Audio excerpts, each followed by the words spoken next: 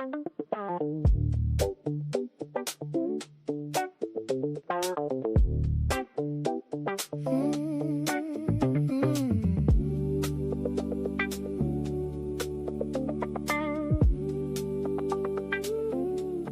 look in the mirror and barely know myself. Lines growing clearer. I think I need some help. I swear I'm going out my head. Feels like the world is falling. I'm going out my head. Destiny is short enough calling. I look at the wall, but I can't tell the time. A child of the fall. I need some grand design. I look to the sky and pray to the great unseen. I don't wanna die. I wanna live as sure as I believe. I swear I'm going out my head. Feels like the world is falling. I'm going out my head. Destiny is short enough calling. I'm going out my head. Feels like the world is falling. I'm going out my head. Can't you hear the Savior calling? Gloria Patri, et Filio, et Spiritui Sancto. Sicut erat in principio, et nunc et semper, et in saecula saeculorum. Amen.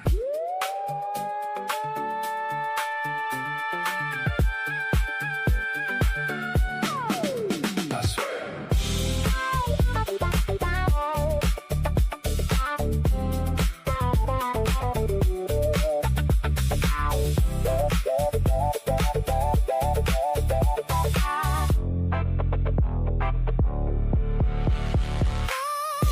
Going out my head. Feels like the world is falling. I'm going out my head. Destiny is short enough calling. I'm going out my head. I'm going out my head. Feels like the world is falling. I'm going out my head. Can't you hear the Savior calling?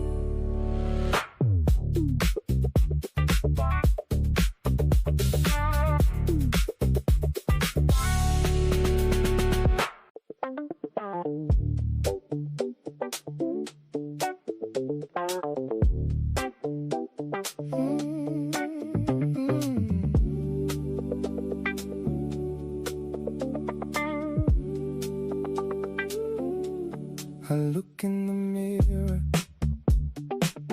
and barely know myself. Lines growing clearer. I think I need some help. I swear I'm going out my head. Feels like the world is falling.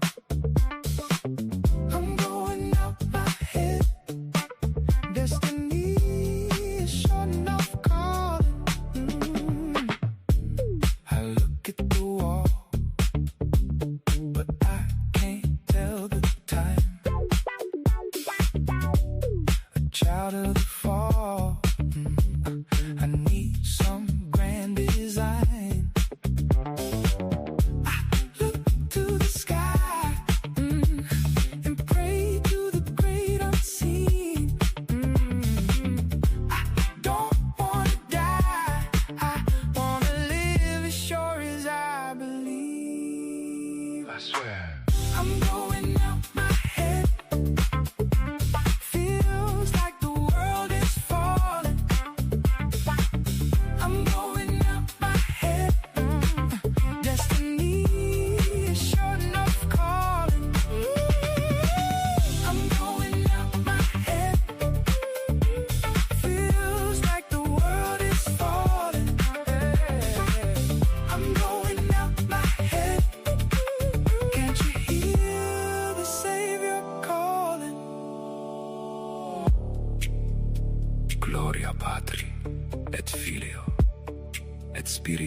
sancto. Sicut erat in principio, et nunc et semper, et in saecula saeculorum. Amen.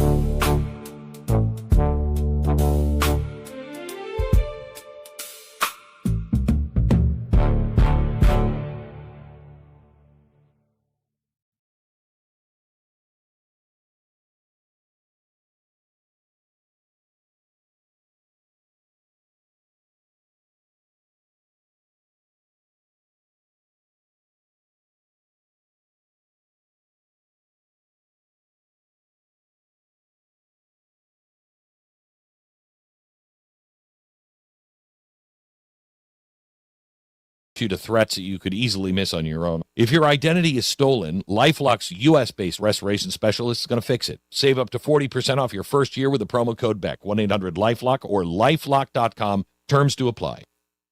The views and opinions of the following program are solely those of the host and other contributors. These do not necessarily represent those of Liberty Acquisitions 825, Blue Water Broadcasting, its management, staff, or any advertisers.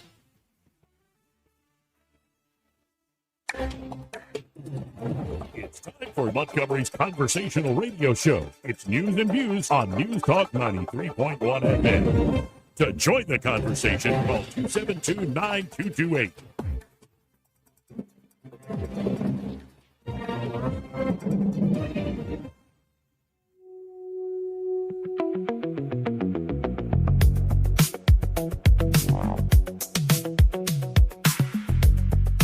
This is the Trump country. We live in the Southeast. We drink sweet tea. We don't drink socialist Kool-Aid. Yeah. It's all Fugazi. You know what Fugazi is? Fugazi, it's a fake. Yeah, Fugazi, it's a wazi, it's a woozy. After damning politicians uphill and down dale for many years as rogues, vagabonds, frauds, and scoundrels, I sometimes suspected, like everyone else, I often expect too much of them. Joey Clark. Welcome to the program. I'm your host, Joey Clark. Thank God for another beautiful day. Hopefully it'll be a beautiful show, and Montgomery needs a new mayor. Before we get into the profane mysteries of news and politics, I want to take y'all to church for a moment, if you'll allow me, and entertain me and humor me, whatever. Pick your word. But let's pick 3 scenes from the Bible, from the Holy Scriptures here, and just a few verses to set things up. First is a pretty famous one, often quoted, Isaiah, however you say it, tomato, 6:5 through 8. And I said, woe is me, for I am lost, for I am a man of unclean lips, and I dwell in the midst of a people of unclean lips. For my eyes have seen the King, the Lord of hosts. Then flew one of the seraphim to me, having in his hand a burning coal which he had taken with tongs from the altar. And he touched my mouth and said, behold, this has touched your lips. Your guilt is taken away and your sin forgiven. And I heard a voice of the Lord saying, whom shall I send? And who will go for us? And I said, here am I. Send me. Next scene. John 18:17 through 18. This is right as Christ has been brought before the authorities. The maid who kept the door said to Peter, are you not also one of this man's disciples? He said, I am not. Now the servant and officers had made a charcoal fire because it was cold, and they were standing and warming themselves. Peter also was with them, standing and warming himself. Scene 3, from John 21, verse 9 and verse 12. When they got out on land, they saw a charcoal fire there, with fish lying on it, and bread. Jesus said to them, come and have breakfast. Of late, I have grown acutely aware of the words falling from my lips. The more hours of the day I spend in prayer, the more I fear what carelessly spills from my mouth the rest of the day, especially when I'm lost in the false fires of worldly affairs. Politics particularly brings out the worst in me, that the more I swiftly mock or judge too harshly, the more unworthy and unclean my lips seem.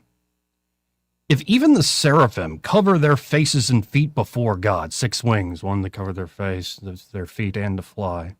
If even the seraphim cover their faces and feet before God, who am I to speak his name publicly or privately? Yet that is the incomparable mercy of the Lord.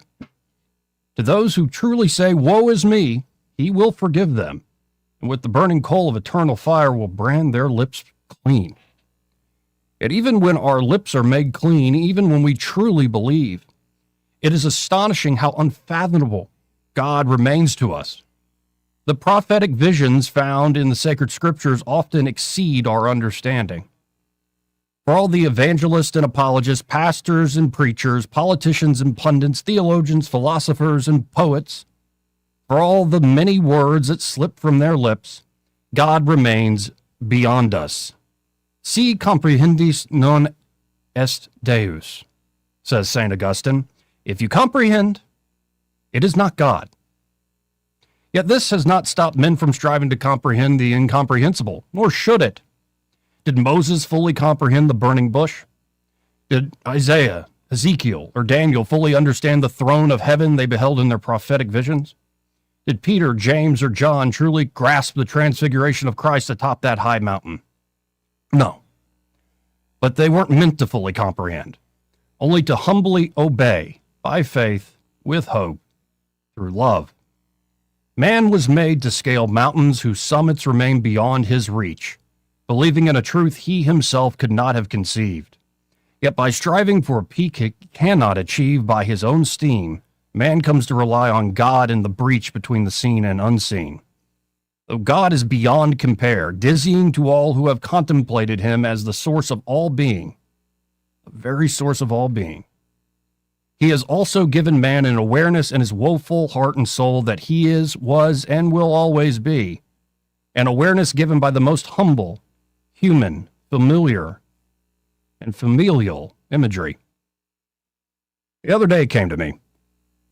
As I prayed with unclean lips for undue mercy, the image of our Lord sitting by a charcoal fire, cooking little fish and unleavened bread, calling us to breakfast and asking, do you love me, in equal measure to all the false fires of the denials we have said. That is an image I can truly understand in my heart and soul. Not of 6-winged seraphim with burning coals from heaven's altar searing lips clean, but the image of a friend, a brother, God made man, sitting by the fire and giving us our daily bread, as he asks for our love and tells us, feed my sheep.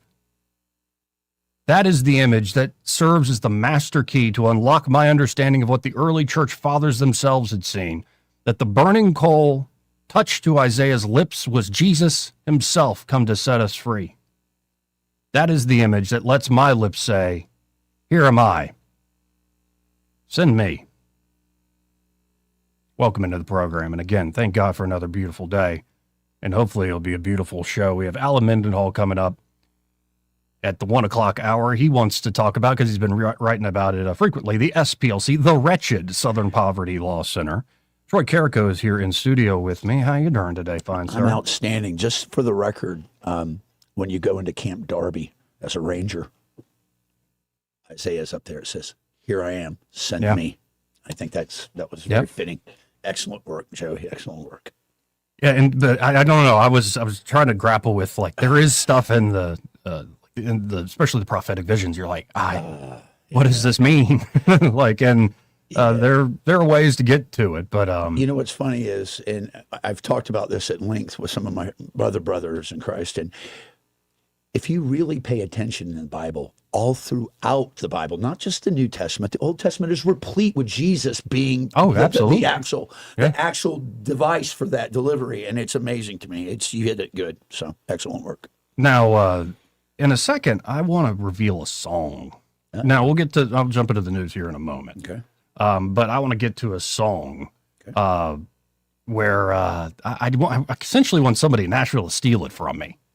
Okay. Like, I don't need to sing it. I don't need my name all over it. I just want to know that the world gets to hear this thing, because I've been playing with it. I wrote it when I was 22. All right. And then was like, got inspired to bring it back to life with AI. Okay. Played it badly myself with my acoustic guitar and wretched voice. Yeah. Into the AI, and then spun it up to make it sound like a country song. Okay, good. And, well, in a second, we'll get to that. All right, we will. But I want somebody, Ella Langley, steal it from me. Okay, well. Somebody steal it from me. Let me call Jamie Johnson. Because, I wasn't expecting it. It made a certain person we won't name, who maybe works before us in here, cry. So, like, somebody steal it from me. Okay. But here's the profane mysteries, the news of the day. Yeah. Trouble in Strait of Hormuz. Yeah. That's back in the news. Yeah, I saw that. That's a shame. It's inevitable, Joey. The way this is set up. Shots fired, trading shots. It's not going to go well for them. And Trump unveils a new humanitarian gesture, quote unquote. Here's the True Social post from the president. Countries from all over the world, almost all of which are not involved in the Middle Eastern disputes going on so visibly and violently for all to see, have asked the United States if we could help free up their ships, which are locked up in the Strait of Hormuz, or on something which they have absolutely nothing to do with. They are merely neutral and innocent bystanders, says Trump. For the good of Iran, the Middle East, and the United States, we have told these countries that we will guide their ships safely out of these restricted waterways so that they can freely and ably get on with their business. Again, these ships are from areas of the world that are not in any way involved with what is currently taking place in the Middle East. I've told my representatives to inform them that we will use best efforts to get their ships and crews safely out of the strait. In all cases, they said they will not be returning until the area becomes safe for navigation and everything else. This process, Project Freedom, will begin Monday morning, Middle East time. I'm fully aware that my representatives are having very positive discussions with the country of Iran, and that these discussions could lead to something very positive for all. The ship movement is merely meant to free up people, companies, and countries that have done absolutely nothing wrong. They are victims of circumstance. This is a humanitarian gesture on behalf of the United States, Middle Eastern countries, but in particular, the country of Iran. Many of these ships are running low on food and everything else necessary for large-scale crews to stay on board in a healthy and sanitary manner. I think it would go a long way in showing goodwill on behalf of all those who have been fighting so strenuously over the last number of months. If in any way this humanitarian process is interfered with, that interference will unfortunately have to be dealt with forcefully. Thank you for your attention to this matter, Donald J. Trump. So, he is trying to keep it on the rails, trying to get something finished. We're in the month of May. This is stretching out a bit. I think that the problem that has become readily apparent is the fractured and parochial nature of the leadership of this Republic of Iran. And clearly, there was a standard operating procedure or a contingency operating procedure should the command and control break down to continue to do certain kinetic actions.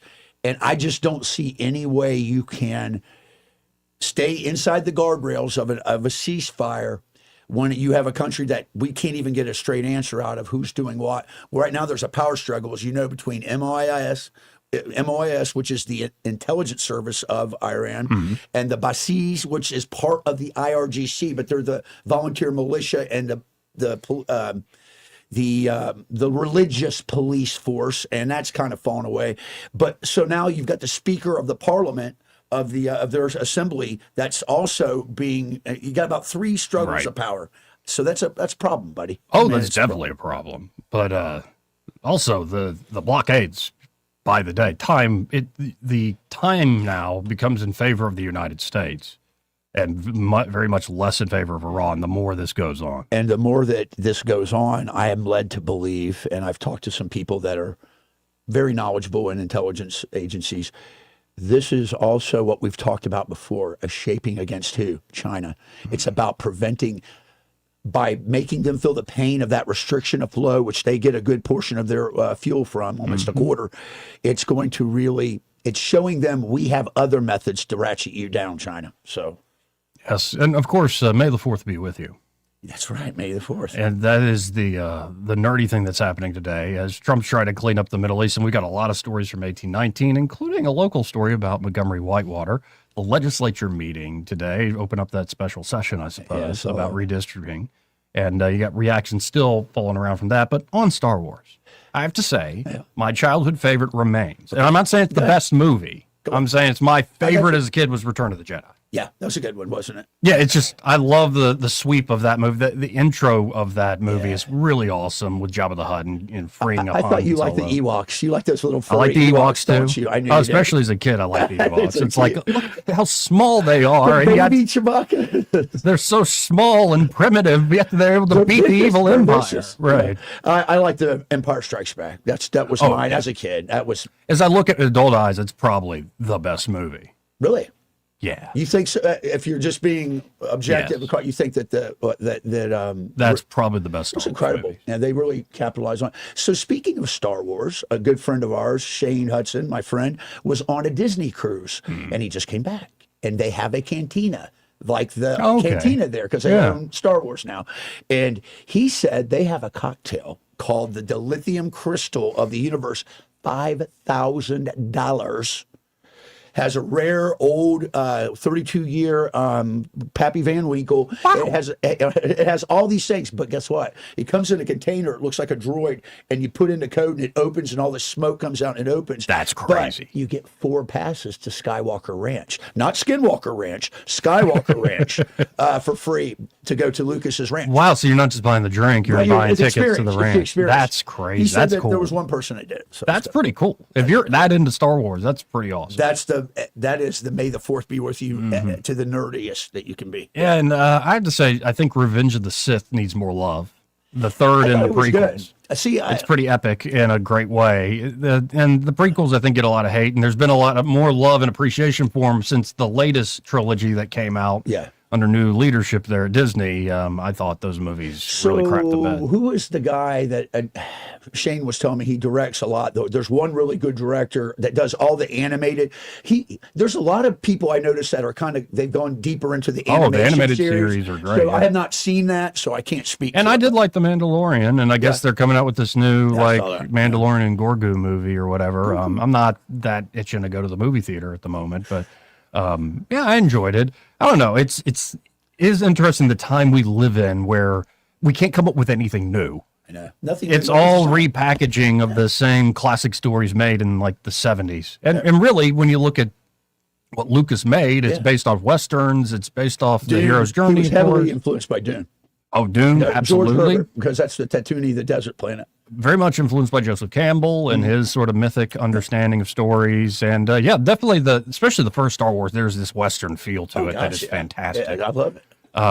But Yeah, it's like, can't we come up with new franchises, please? Like what? I mean, you talking about in science fiction or just in Just general? in general. Well, and we also have in an era where, like, there was this sweet spot in movie making in the late 90s, early aughts, where you could make, like, Good Will Hunting. Yeah. And make millions of dollars off of it. Yeah, and you don't get movies like that anymore. Nah. At least not with major distribution. What Dreams May Come? That was another one like that was in that spot. Yeah. Yeah, there's also where they were kind of these great personal movies, and yet they had the big budgets to pull them off. Yeah. I don't know. I guess there's always going to be good stuff out there, but it seems like Hollywood is very much lost in the wilderness. And maybe that's for the better for this nation. I agree. And I think that one of the benefits of streaming and all these independent studios that have started up, they have marginalized the power of Hollywood. They've kind of silenced the George Clooney's of the world and all the people that we used to have to hear in their rhetoric. I find that to be a good byproduct of the streaming community. But I did get a kick out of Harrison Ford and even William Shatner putting out something about May the 4th. Yeah. Yeah, fun day online. Everybody talking about Star Wars, nerding out. And, it used to be, I guess this was the nerd thing. You were in your nerd enclave talking about Star Wars or even Trek or whatever. And now it's kind of the Comic-Con. It's gone the into so many population. places. It is the It popular really is. mainstream thing. It is. Comic book movies as well, though. They screwed them up so bad. Marvel's lost me, man. They went too far. They're trying to bring everybody back in with Too Robert late. Downey Jr. as Dr. Doom, but it's Too like, late. yeah, and I did like the latest Fantastic Four movie. I thought it was good, fairly good. But like most of the shows and Disney Plus, like I got rid of my Disney Plus subscription and I haven't watched any of their stuff in a long, long time. It's going to have to be a heck of a movie to actually pull me back into theaters to go see it. But it might very well be. You know, I think they depends, I guess. Well, there's nothing that harms like whether it's a movie studio or like a talented author or musician or say a political party. There's nothing that harms like somebody like success. Because then you start competing with what you have created and you start to realize like, oh, that wasn't just me who created it. I was clearly inspired by something in one way or the other. And that inspiration doesn't always come in the same way. And you're now, you're also meeting expectations of people where before you could sneak up on them and sort of surprise them into something great. And so I think, number one, I think that's clearly what's happened with the Democrats. They had so much success in the 20th century. They sure did. Huge success in the 20th century as a party. And they achieved so much even going into the 21st century. But I think there's this crack up happening because of that sort of, they started getting too confident. And I would say, woe to the Republicans, especially when Trump has to leave the scene. We'll see. Woe to the Republicans. Success can sometimes backfire. You accomplish the things everybody was on board with, and now it's already, you've seen it, especially after Charlie Kirk, everybody turns their guns on each other. They always do. They eat their young. And after especially this war, like the amount of fighting on the right is pretty nuts. So we'll see. Again, a second, I want to reveal a song that I want somebody to steal from me. Real quick, let's do a local story. Yeah, what you got? I was looking, I'm trying to get the body right. Yeah. And it's all I'm going to take my shirt off, though, still wear a shirt. Like go to the Whitewater rafting place. Yeah. And then it's like closed for a month because they had like algae or something. Yeah, they had some cleaning, deep cleaning they had to do. Yeah. Which is a huge screw up. Like this should be like a great kickoff month. It's a time to be rolling there. I don't know that much about running a whitewater park, but apparently I would imagine like right now it was a little chilly today, but still like this is prime time here, baby. Right as we kick off the summer. Well, because of this, and I think other matters, the members of Montgomery County Community Cooperative District Board, they oversee Montgomery Whitewater, fired Jason Wilson, the executive director of Montgomery Whitewater, on Thursday afternoon. Wow. The board, which oversees the operations of Montgomery Whitewater, passed a motion to terminate Wilson effective immediately. Darken our halls no longer. At a board meeting on Thursday. Over the last several weeks, the board has closely examined and observed and taken a deep dive into all of Montgomery Whitewater operations and workforce alignment. The question for the board is, do we have the current leadership in place right now to ensure that we can reach a level of consistency and stability to ensure that this facility will be productive, safe, and profitable, and not necessarily in that order, said Bobby John Drinkard, board chairman. Okay. Got a chairman with the last name Drinker. He hangs out with young Boozer. Yeah, good names. These are good names. Good Southern names. Michael Jenkins, vice chair of the board, said at the meeting, given the fact-finding mission that we've been on the last few weeks, we've learned a lot. Okay. According to what we've learned, I think it's appropriate to make a motion that we relieve our current executive director of his duties and responsibilities at Whitewater effective immediately. Wow. Immediately. Wow. Montgomery Whitewater officials announced last Friday that its on-water operation would be closed for approximately 1 month at the start of its peak season. But there's still the rope course in the restaurant. You're right. A Montgomery Whitewater spokesperson said the closure was due to water filtration system maintenance. So it was turning green or something? You know what I think? I think that big federal grant they got to do first responder training, they probably had to check things out, and they probably said, yes, it's dirty. Yeah, this dude was, by the way, named director in June of 25, so he didn't even make it a year. Wow. That sucks. Well, I wonder what happened. I'm going to guess if we talked to him and had him in the studio, he'd probably tell us a whole different story about dealing with the city and stuff with it. So when are the Porch Creek just going to buy the place? Whenever they decide, I guess. Because that's where this is going. I know.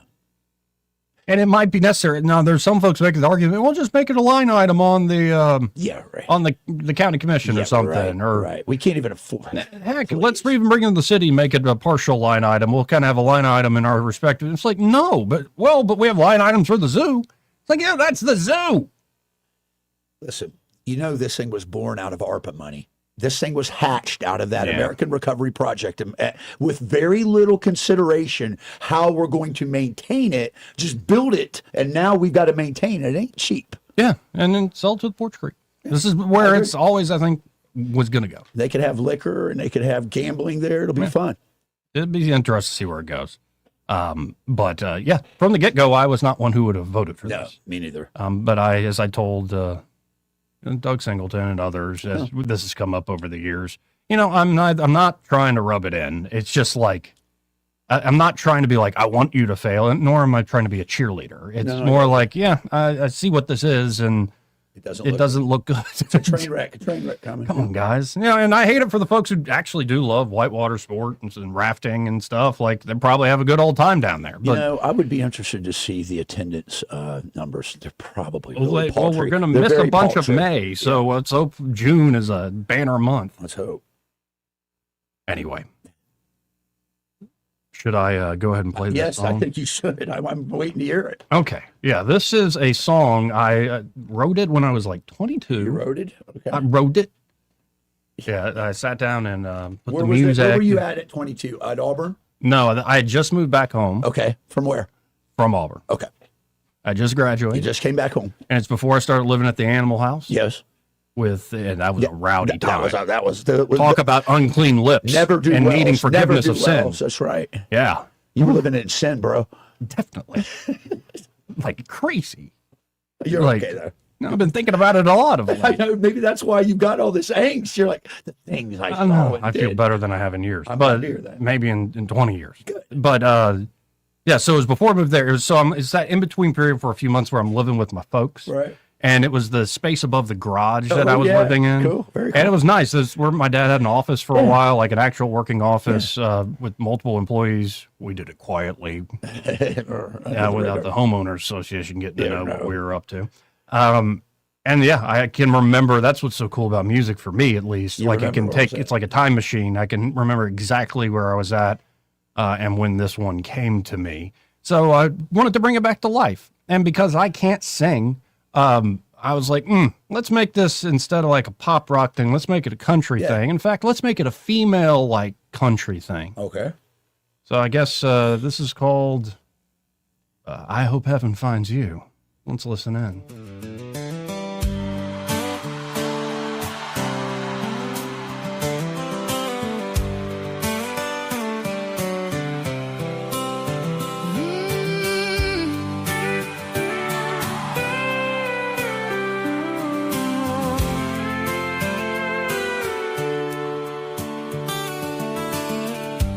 It'll happen someday.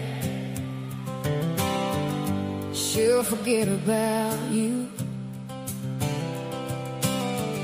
She'll forget about all your lies. slice of truth. I swear I miss you from happy days past, back when I always thought love would always last. Oh, I hope heaven, oh, I hope heaven, oh, I hope heaven finds you.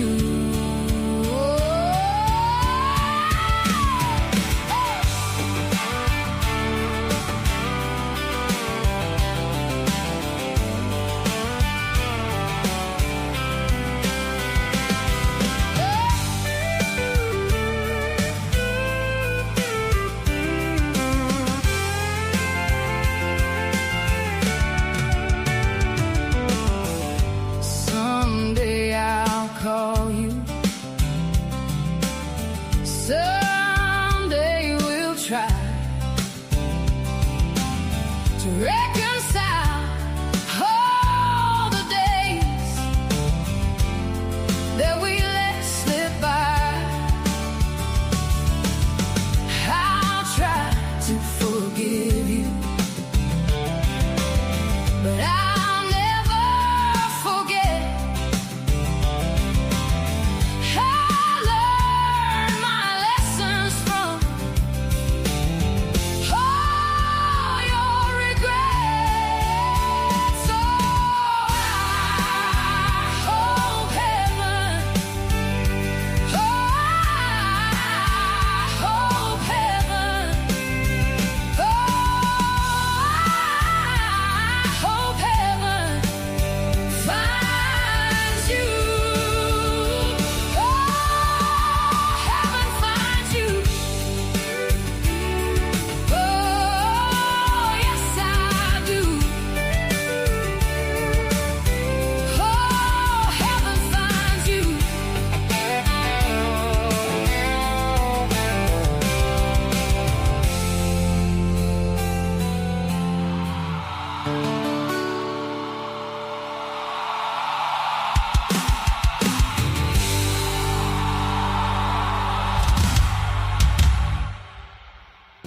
Carry News Talk in your pocket? Download the News Talk 93.1 app from the App Store. Available on iPhone and Android. Never miss a moment. Download now.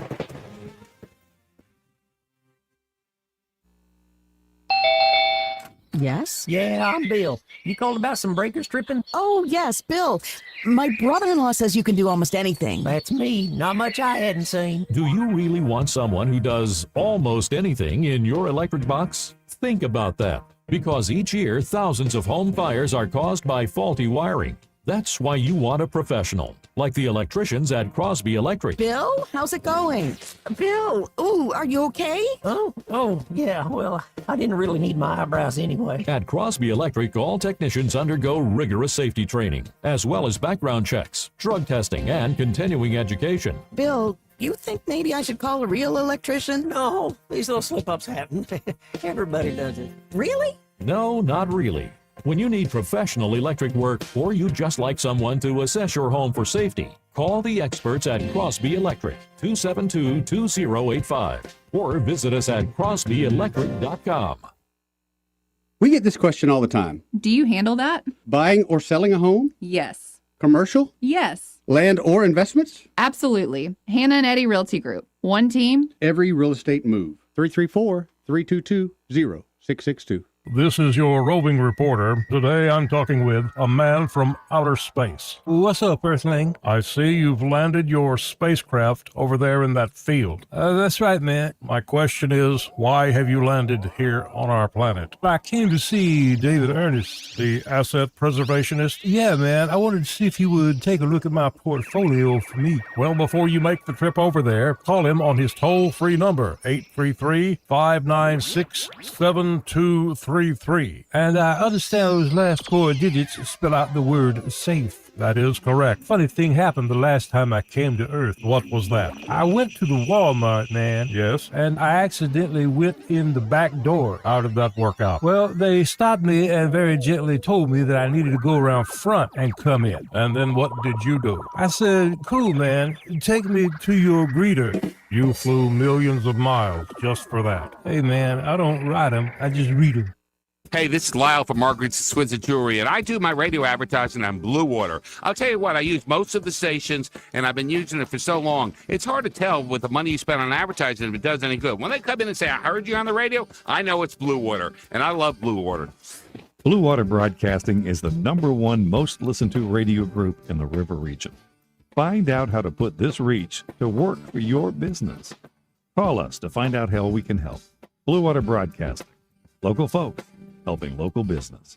Trust is the #1 reason why a patient chooses a healthcare provider. Adams Drugs has been your trusted healthcare provider since 1962 and has been voted the #1 pharmacy in the river region for many years. We strive each and every day to provide you the level of healthcare you have come to expect from Adams Drugs. The employees at Adams Drugs take pride in developing relationships with their patients, from making sure your prescriptions are filled correctly to getting to know you and your family's needs and following up on any questions you may have.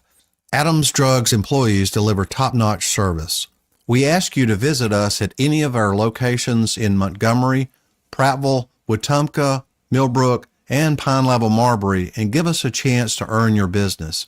You can find us at adamsdrugs.net for the location that is nearest to you. Adams Drugs is your local, independently owned Health Mart pharmacy. Health Mart, taking the time to listen and care. Don't miss the River Region Healthy Living Expo happening Thursday, May 14th from 10 to 2 at the Shops at East Chase. From senior health to total wellness, it's all here and admission is free. Learn more in the Check It Out section at WAKA.com. When you're hiring, have you ever felt like you're missing out on meeting truly great candidates for your roles? It seems impossible to find them, but they have to be out there somewhere, right? Well, they're not hard to find when you know where to go, and that place is ZipRecruiter. And right now, you can try ZipRecruiter for free at ZipRecruiter.com/radio. ZipRecruiter helps 10 million people with their job search every day. And because these people are actively looking for jobs just like yours, it's easy to find the right person right away. In fact, 4 out of 5 employers who post on ZipRecruiter get a quality candidate within the first day. But if you're not using ZipRecruiter, you're missing out. So see what it's like when the impossible is easy. When you go to ZipRecruiter.com/radio right now to try ZipRecruiter for free. Once again, that's ZipRecruiter.com/radio.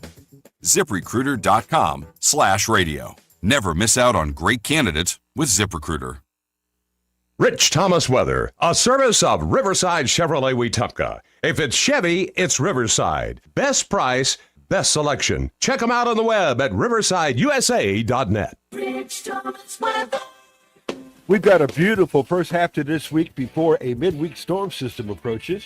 Today, sunshine and warmer with a high temperature up to about 80. Clear skies tonight, not as cool. Overnight low temperature down to about 51. We'll be in the lower 80s with lots of sunshine tomorrow, Tuesday. Probably upper 80s on Wednesday with the risk of a shower or thunderstorm by Wednesday afternoon. But the better chance of rain and thunderstorms, maybe some strong, possibly severe in the overnight hours Wednesday night in through early Thursday. From the Blue Water Weather Center, this is Rich Thomas. Big dreams for your home on a tight budget? AFE's $26.26 as you covered. Unlock your home's equity with just $26 in closing costs. No fees, no headaches. Visit your local ASE branch today. Federally insured by NCUA, Equal Housing Lender. NMLS number 420259.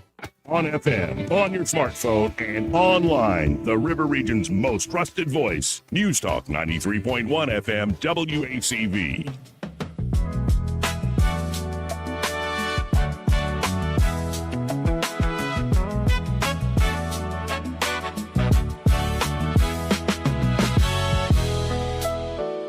Joey Clark. Welcome back. I'm your host, Joey Clark. Troy Carrico here in the studio with me. And And you can always call at 334-272-9228. I was about to go, whoever called in, but guess we won't. But again, that's 334-272-9228. This part of the program brought to you by Pest Pro Services. And there at Pest Pro, Ashley and that great team are ready to help you out with any and all of your pest control needs. And 'tis the season. Yeah, especially if you, maybe you had somebody come around and you're still seeing a lot of stuff. Yeah. Well, why are you going to call that same company back? Don't do that. Instead, go with great local folks who are a true success story coming out of the pandemic. Yep. I really started with two folks, Ashley and Zach, and it's now developed into this booming business. Amazing. Love seeing their trucks around the river region. I saw one down by my house. I love the wrap job on them, too. Beautiful. Yeah, cool. That's very cool. Yeah. And, of course, they can help you with basic pest control. They even have a monthly subscription package that covers the basics. And on top of that, you can add mosquito protection service. It might be right now you need to take care of the mosquitoes because you like being outside and they're already eating you up. The fire ants are bad out where we're at. Yeah, too, man. maybe you need special fire ant treatment, especially you got dogs, kids. Yeah. You don't want them accidentally running into all that stuff. And maybe a squirrel sneaks into your place, or a raccoon, or God forbid, anything even worse gets into the crawl space. They can help you out there with wildlife control services. And don't forget their termite service they also offer. So check out Pest Pro today. You can always learn more at ppsriverregion.com.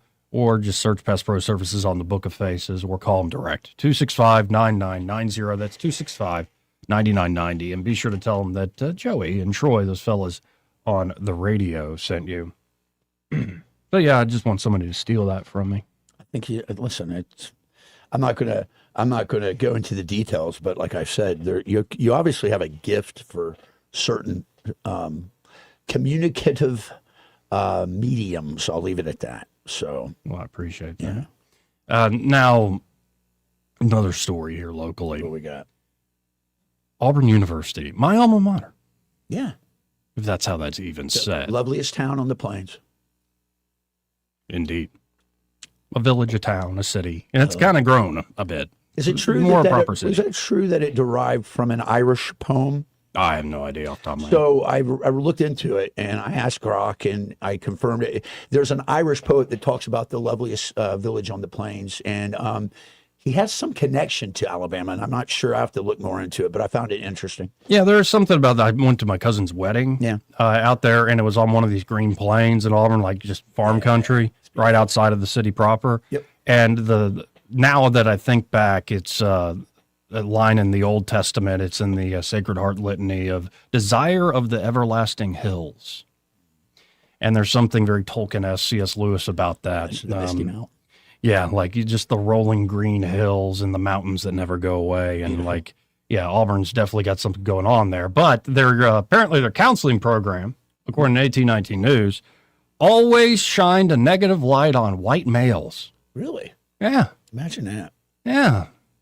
That's a shame. What could possibly go wrong with that? Counseling students at Auburn enrolled in required courses within the program have been exposed to radical and divisive ideologies through course content and assignments with an ingrained bent towards notions of institutional, if that's how it's said, institutional structural racism. Oh, wow. That's the course, Pound 2000, titled Living and Communicating in a Diverse Society, is described as, quote, a class developing cultural competence in context of relationships, issues, and trends in a multicultural and diverse society related to such factors as culture, ethnicity, nationality, age, gender, sex, orientation, and mental and physical abilities and disabilities.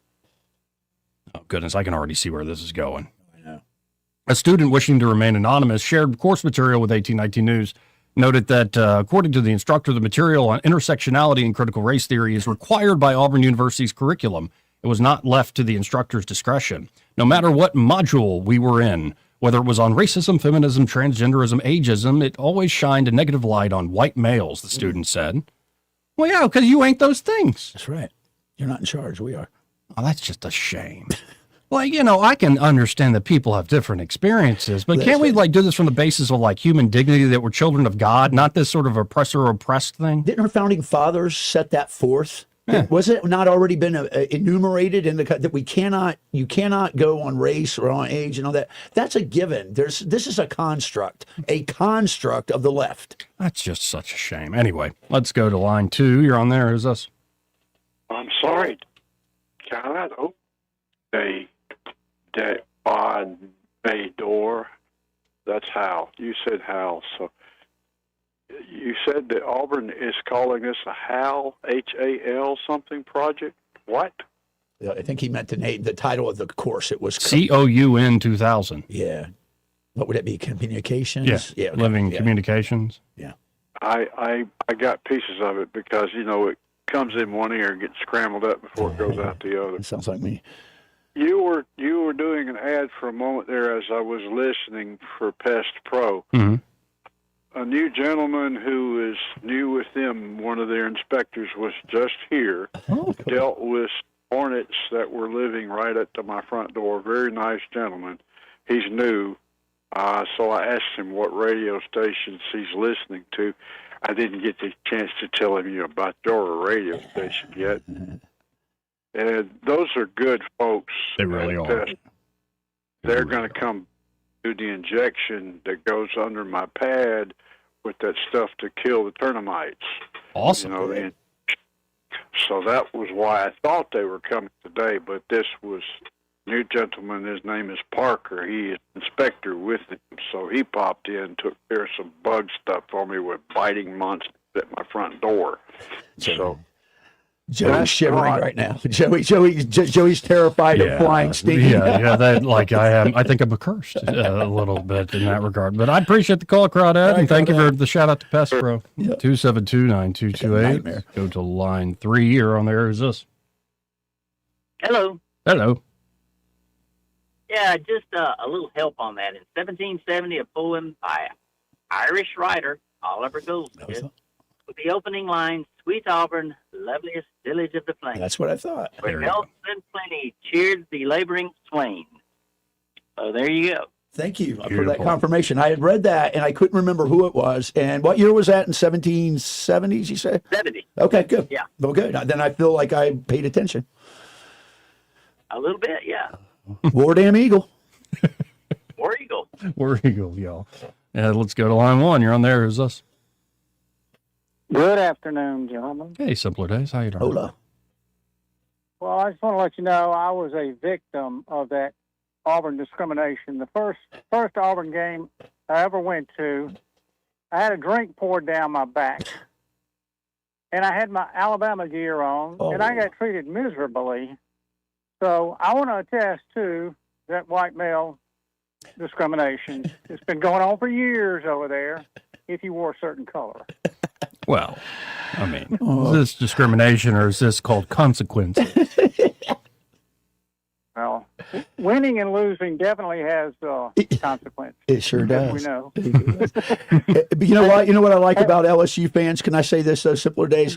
When I was at Ole Miss, they'll feed you. They may beat you, but they're going to feed you. They're going to feed you well. I had always good experiences. I know some people go, "Oh, they're terrible." It just depends. Up in the Big Ten, people go, "Well, when Alabama played Penn State, they were treated so well." Well, they were dropping urine bags off the stadium on Ohio State fans when I was there. So it's just, like anybody. It's people. It's people.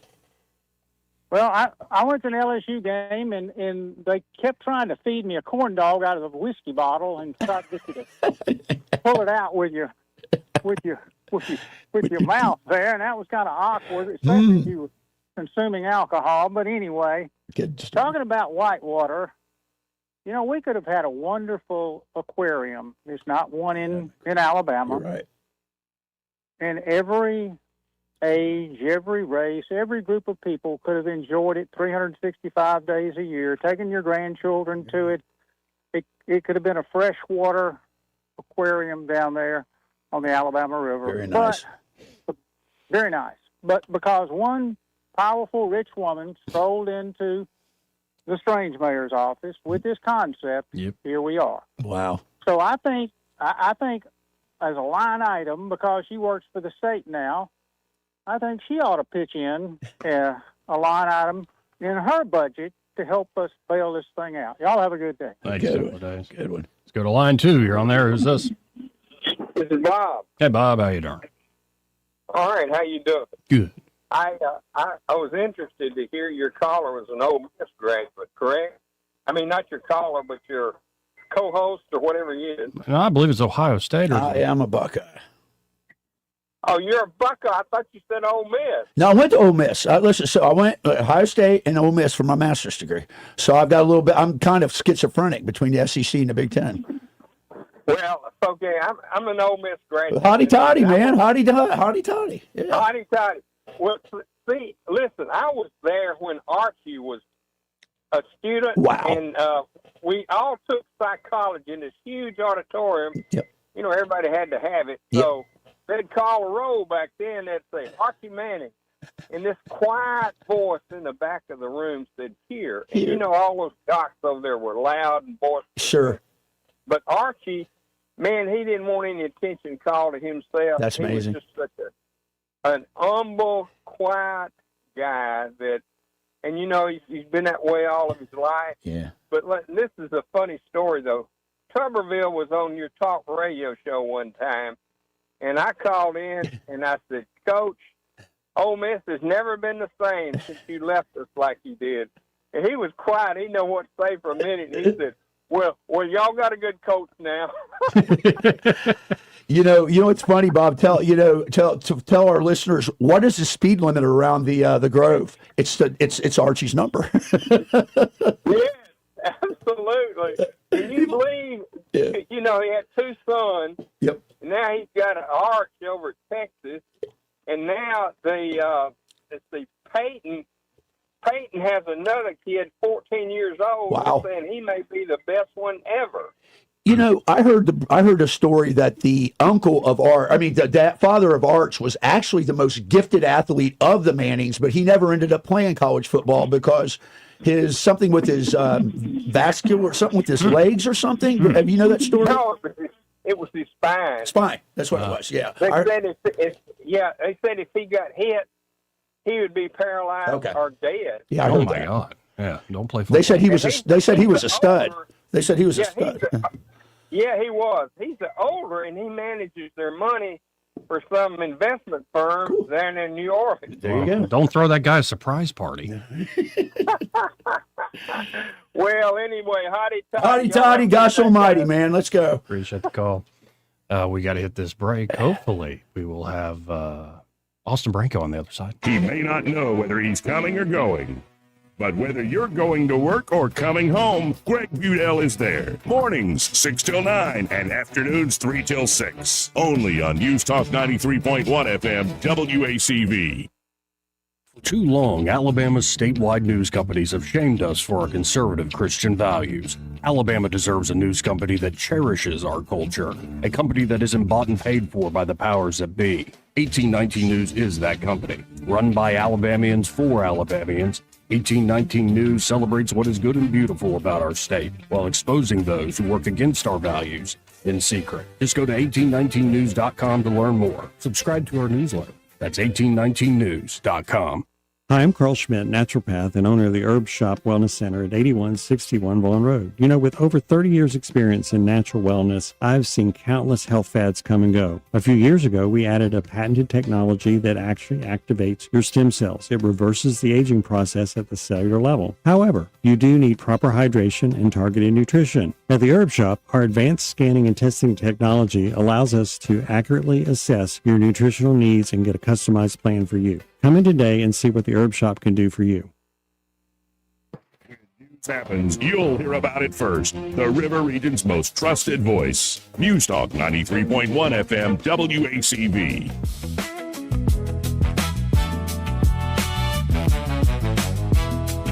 Joey Clark. Welcome back. Couldn't get Austin Branco on the line. I think he's tied up researching, doing business. Over there. Say that again? I said a lot going on over in the Gulf with the oil prices fluctuating again. Just a bit. So, yeah, he's probably out there. So, folks, if you're looking for a great team, that includes, of course, Austin Branco runs the brokerage desk there at Invista Advisors. And, of course, Brant McDonald, you've heard him for years on these airways with Greg Budell as the chief strategist over there at Vista Advisors. They can help you, of course, with your investments, with your stock portfolio, or just generally managing those assets. But of course, they can also help you beyond just the investment side of the house. If you are looking for financial planning services, whether you're running, say, a small business, or maybe you started a nonprofit and it's been successful and now it's getting too big for you to kind of do on the fly by yourself, why not have some of their consultants come and look at that for you? Could be you're starting out a new family and you're looking to lay down the groundwork for taking care of the kids as life goes on, whether it's college funds or just making sure they're all right, whether or not they go to college. Trade school actually looks pretty good these days. Pretty good right now. Yeah. Skilled trade, you can make pretty good money. But things like life insurance, and of course they can also help you with end-of-life concerns, make sure everything in terms of your estate is tied up. So check them out today. You can always start that conversation with Invista Advisors at 387-0094. That's 387-0094. And be sure to tell them that Joey and Troy, those fellas on the radio, sent you. Alan Mendenhall should be joining us any moment now. So look forward to talking to Alan about the wretched SPLC. What's there to talk about? There's a lot to talk about. Oh, there's a few They things. had a now hiring sign down Plus, there. also, it seems like the Supreme Court here in Alabama took Alan's advice from one of his op-eds recently. I saw that. Like, we're going to talk to the wind in a second, folks. He's the wind behind people's sails, making good decisions. They call him the breeze. Alan Mendenhall after this break. Stay tuned.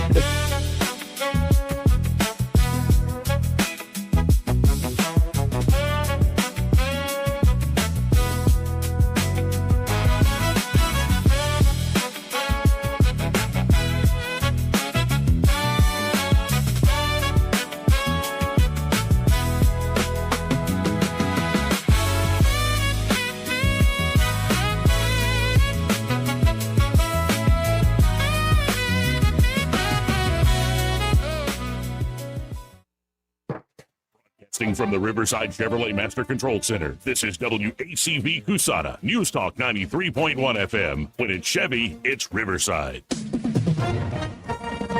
With SRN News, I'm John Scott. The U.S. military says it has sunk 6 Iranian small boats that were targeting civilian vessels in a latest test of a new ceasefire.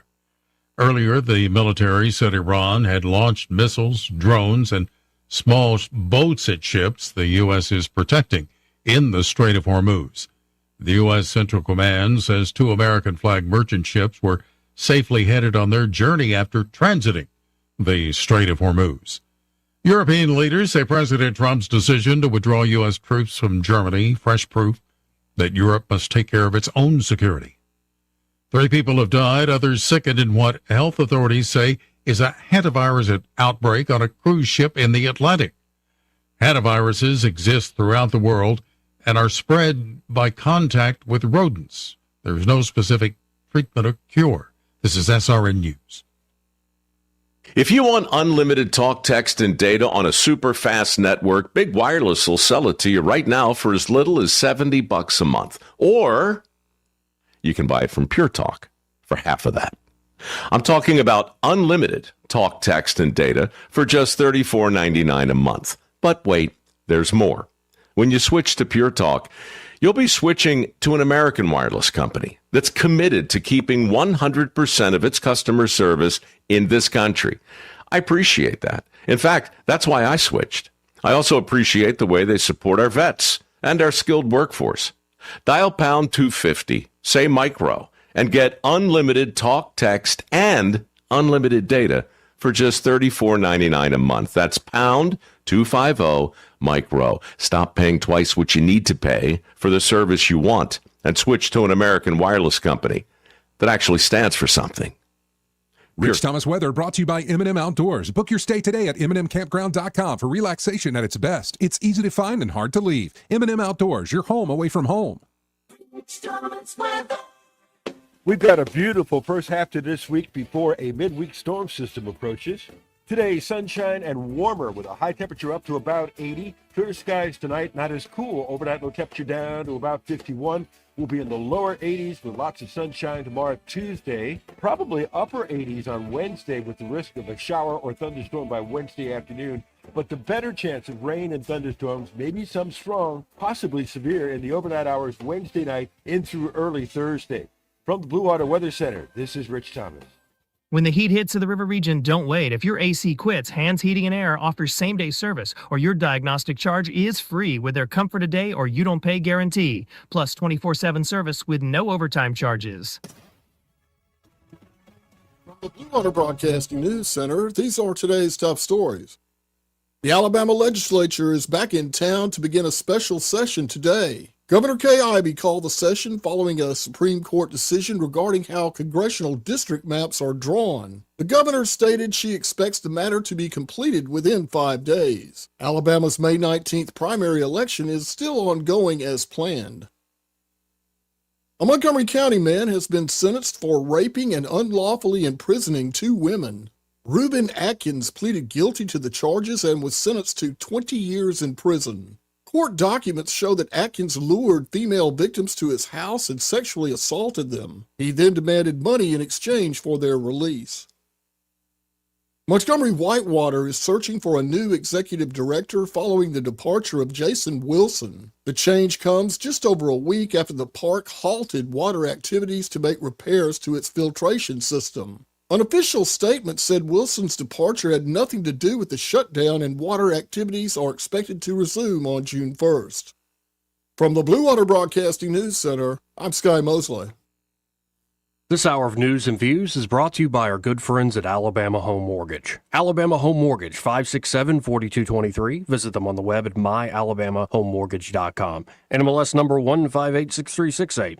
An equal housing lender. Hi, this is Bo Goodson from the Goodson Group with your Real Estate Minute. Here in the River Region, thousands of hardworking folks will be buying a home, some for the first time. How do you know you are buying the right home? It starts with research. A buyer's agent can help you in your search, providing a list of homes you may not be aware of or know about. At the same time, a meeting with a local lender to find out exactly what you qualify for and how much it will cost at closing and monthly. A list of needs and wants provided to your agent will help them locate properties that match those needs. An example would be bedrooms, baths, school zones, floor plan requests will also help. Start shopping and look at homes and compare and make a list of pluses and minuses for each home. Compare them with your agent to narrow the field. After you work out the contract, appraisals and inspections come next, and then the closing. For more details, call Bo Goodson at the Goodson Group, 221-2883. That's 221-2883.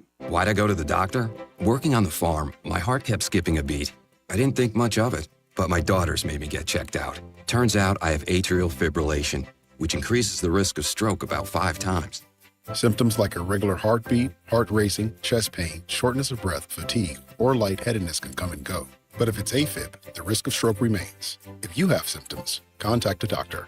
I'm so glad I did. Visit notimetowait.com. Sponsored by Bristol-Myers Squibb and Pfizer.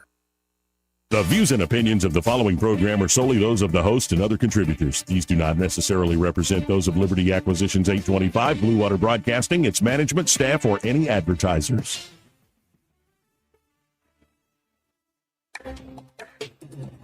It's time for Montgomery's conversational radio show. It's news and views on News Talk 93.1 FM.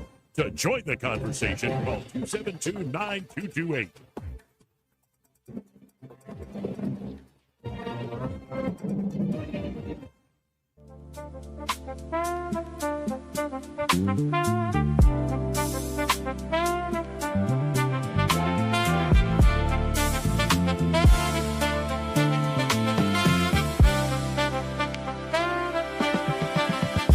Joey Clark. Welcome back. Again, thank God for another beautiful day. So far, it's been a beautiful show, and Montgomery needs a new mayor. Yeah. And also, Montgomery needs to just get rid of.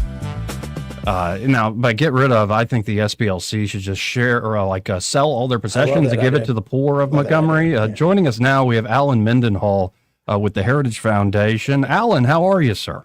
I'm great. How are y'all today? Very good. Better than I deserve. And what do you think of that idea? It would be downright Christian for them to just sell all their possessions and give it away to the poor of Montgomery. Yeah, it would be in keeping with their mission, but not their practices. Now, the other day I read your op-ed on air here, SPLC and the map that ate the territory. But for those who weren't listening or haven't read it, love to revisit this idea, especially when over the years, like you see, okay, the reenactment of the March of Selma to Montgomery, there is always, it could be that or it could be something else. There's always that other element that is the supposed hate group. And it always, to me, didn't seem real. Like, I've lived in Montgomery and Alabama my whole life. I don't think I've met a KKK member, at least not one that was upfront about it.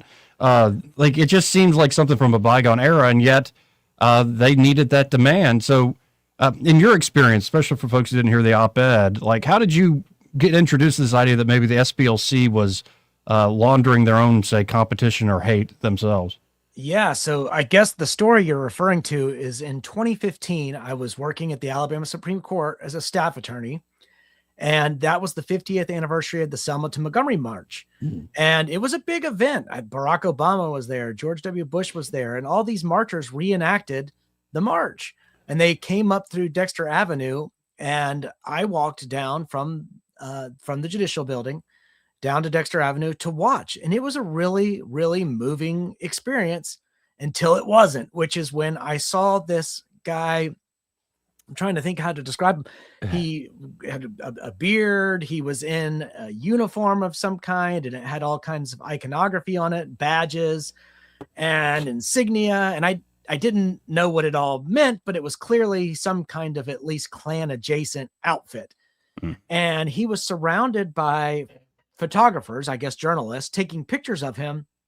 And I happened to be standing next to this black lady, and I forget what I said, to which she responded, "Oh, that guy is just getting paid by the Southern Poverty Law Center to sit there and make Alabama look bad." You know, and I was stunned at the time, but now I'm not so stunned. In fact, over the years, I was increasingly convinced that woman was right. Now, I don't know. I don't know who she was. I can't verify what she said. I have no idea if that was true or not, but it always did stick with me because it was just such a memorable and strange thing. And now when I see all these charges from the indictment, I'm like, oh, well, this makes a lot of sense. I'm actually not surprised to see these 11 criminal counts.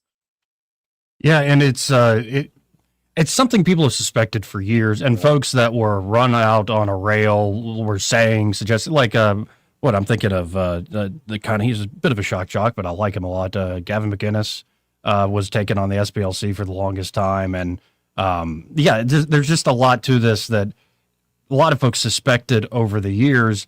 But you also, in the same essay, had another sort of run-in where you saw how things can go sideways all of a sudden. This is when you were much younger. Like, there are very real matters of justice and matters of dignity, but then there's also these moments where the theater takes over and where I've been saying this for a while, especially now with the redistricting that's happening from the Supreme Court decision, the Calais decision. And like, we have been doing the reenactment so much, it's like we seem to have lost the original, the original copy. But you have actually experienced something like this in your life as well. Yeah, on multiple occasions, and sometimes dealing with the news. But the story I told in the op-ed for 1819 involved Martin Luther King Jr. holiday, which I went to college in Greenville, South Carolina, where Furman University is. I went to Furman University. And in those days, Greenville County did not recognize an MLK holiday. Yeah. And this was sort of an annual protest event around that holiday. And I went to a county council meeting with my college roommate. And in those days, as an undergraduate student, I was on the left back then. And so I was this young lefty going through the line and wanting to witness something historic, which I did. I met Jesse Jackson. He gave me one of these like hand clap things. Yeah. We gave each other a hug, a little embrace. It was kind of a cool moment. But as we waited in line, I don't remember how long we waited in line, but in my mind, it was a very long time. And we waited, and you had to go around the building, and there were these two older white gentlemen behind us, and they were in coats and ties. There was a tall one and a short one, and the older one, the taller one was very opinionated, and basically was giving you youngsters, you're getting brainwashed by your professors kind of thing. What are you doing here? You know, you need to think for yourself. And at any rate, we get up to the front door, and in a very complex situation, this woman materializes virtually out of nowhere, and she's pushing a younger black guy. And when I say younger black guy, younger than the older men that were behind us. He was clearly much older than we were as college students. But, you know, although he was confined to a wheelchair, he had big biceps, a big upper body, like he'd worked out or, whatever. And she wheeled and cut in front of everybody who had been waiting in line for, I don't know, potentially hours. I really don't remember how long we waited in line. It was a long time. And it was frustrating, but my roommate and I said nothing. But the guy behind me, the taller one, said, "Excuse me, Buster," or words approximating those. I don't remember exactly what he said. I know he said Buster. I don't, I think it was "Excuse me, Buster." He said no bad words, no profanity, no epithets, nothing like that. And the guy in the wheelchair reached up and grabbed him by the tie, yanked him down to his lap, got him in a headlock, and didn't throw any punches. But by the time that had happened, law enforcement just descended upon the scene and whisked away the older white man. And all of a sudden there was a black pastor that came there, and he put his arms around the guy in the wheelchair, and the news cameras were everywhere, and they were all taking pictures of the guy in the wheelchair. And this became an inverse of what in fact happened, which was the older white guy had been assaulted, and the black guy had done the assaulting, but had cut in line. And all of a sudden he was cast as this victim of racial violence, which was not at all what happened. But that's the story that played out in the media. And it was so surreal to see it happen before my eyes, where a situation that didn't happen was reported as the truth. And so I could kind of see how these stories get manufactured. And what's so troubling about all of this to me, and I say this in the op-ed from last week, is this is cheapening the experience of real racism.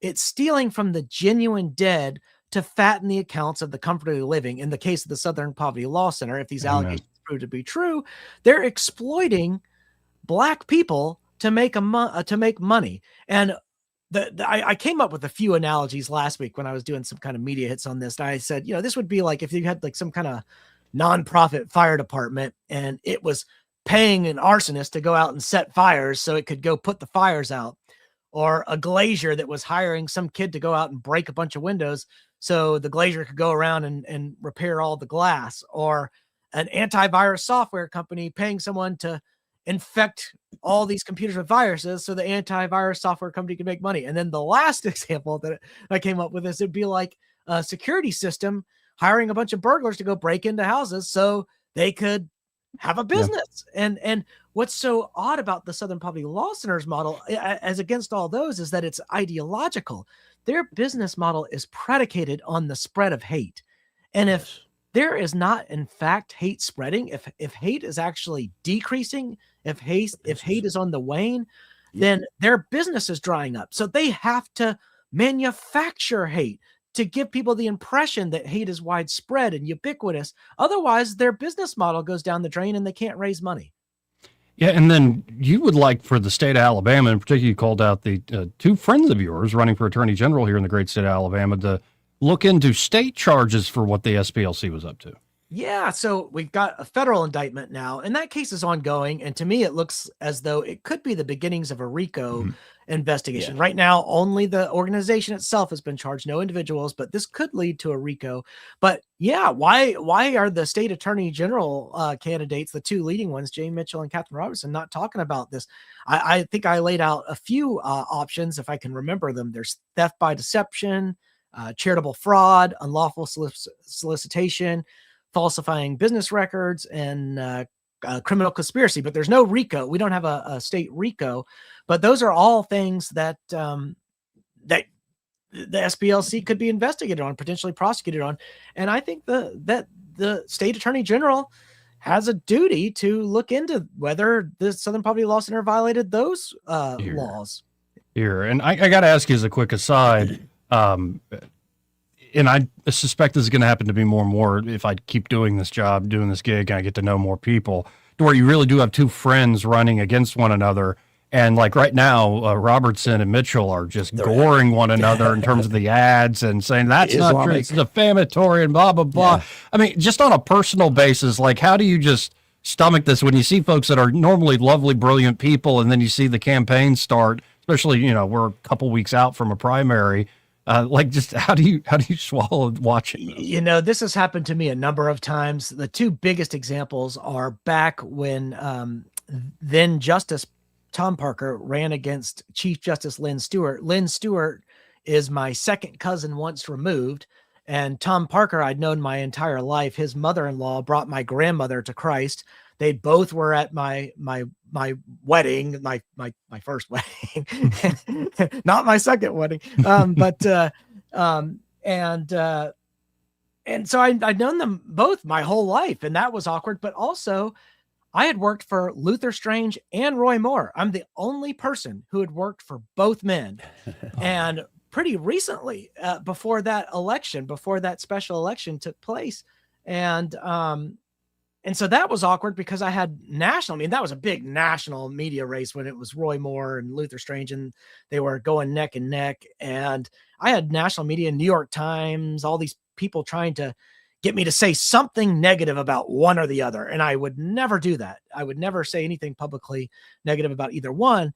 But I got so sick of being contacted by the media. Who knows how they got my cell phone number, but I got so sick of it that I ended up writing an article for the Washington Times talking about what it was like to work for both men. And again, in the article, I thought it was fair. I didn't favor one or the other in the piece. I didn't criticize one or the other in the piece. I just talked about their personalities, what it was like to work for both people.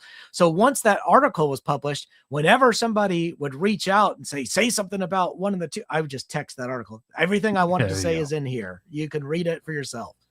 Well, and it's a shame. And I guess I'm sensitive to these bad faith moments. And I mean that, I guess, in the existentialist sense of like where you're playing the certain game to win political office, and that complicated, interesting, nuanced person, you have to still play that game. So you end up like, sometimes the negative ads is just the way to go. And this is what the consultants are saying. And you're going in that direction. And I've seen it on a few of these cycles now where what happened? Why are we? And I think it's just the nature of our politics. Sometimes it's sort of going for the lowest common denominator. Yeah. I'm not the type of person that would want to run for office. It's just not what I would want to do. I feel as if I can accomplish a lot more outside of that political sphere because I tend to talk to people in basically every office. Definitely every branch. I talk to people in every branch of government on probably a weekly basis, if not more often than that. And I could never do that if I had aspirations to run for politics or then I would become a threat to people and, all that. Yeah. And that's just not, just not how I operate. I don't have any interest in holding office. And it is unfortunate how politics gets a little ugly. And I guess I get it. I understand it, but it is unfortunate. We'd like for it not to be, but it's part of the system, I suppose. And now hello, Jeff Deist. I got to mention Jeff Deist. I agree with him that you would make a great governor, but from what you said, I this is why I love you. I think you know the lay of the land and what some of these jobs imply, but haven't seen the king visit America, the King of England last week. Can't we have like a ceremonial, like governor, king? And I think you would be really good at that job. Like just be able to remind folks of the principles that we're operating on. I have something for you, Alan. I have something for you. When you were a Furman Paladin and claimed to be left, remember what John Adams said: a boy of 15 who is not a Democrat is good for nothing. And he is no better who is a Democrat at 20. Well, I'll tell you what the major issue is I was very, very into foreign policy at the time. Not that I'm not now, but I was very into foreign policy. And my very first day of college, freshman year, because Furman started late, was 9/11. So I walked out of Philosophy 101, the very first class I'd ever taken in college, or whatever it was. It may not have been called Philosophy 101, but that's essentially what it was. And I was walking back to my dorm, and I ran into a guy named Jonathan Horn. And he is a guy I played Little League Baseball with who knows how many ages ago. I guess at that time it must have been 12, whatever years ago at the time. But it seemed like ages when you're 18. And he said, have you seen what's happened? And of course, he went through the whole thing. And I didn't really even understand what the World Trade Center was. I didn't understand when he said a plane crash. I was thinking this little small plane or whatever. Anyway, the invasion of Iraq happened and I didn't support it. And I didn't like George W. Bush's foreign policy. And I thought that put me on the left. And I was an English major, an impressionable English major who was sort of under the spell of his professors. But I realized later on that in fact, that sort of neoconservative foreign policy was more of a betrayal of the historic right than an alignment with it. And so I evolved, I changed my view. I realized, gosh, I actually am conservative. By the time I graduated in 2005, I moved to Japan and I found Japanese culture to be incredibly attractive. The deference to elders, the reverence to elders, the reverence towards history, the culture, the politeness. It was incredible to me, just a sense of identity that they had and solidarity. And I started reading, of all things, Russell Kirk and Mises and Hayek and Rothbard. And so I got this free market economists that were going to my brain. I hadn't read economics before. And now I was studying economics, but I also had the conservative thing. And I remember having this revelation. It's like, oh my gosh, I'm a conservative. What am I going to do now? How could this be? Oh my goodness. Yeah, but I love Japanese culture. Just reminded me so much of sort of traditional Southern culture. It's very orderly. It's very orderly, and it's extremely deferential. The brief time I was there, it's incredible culture. Would love to visit one day. And before I let you go, we got to touch on this also. State Supreme Court severs relationship with Progressive American Bar Association and sets cap on bar exams. And I believe you were suggesting this just a few weeks ago.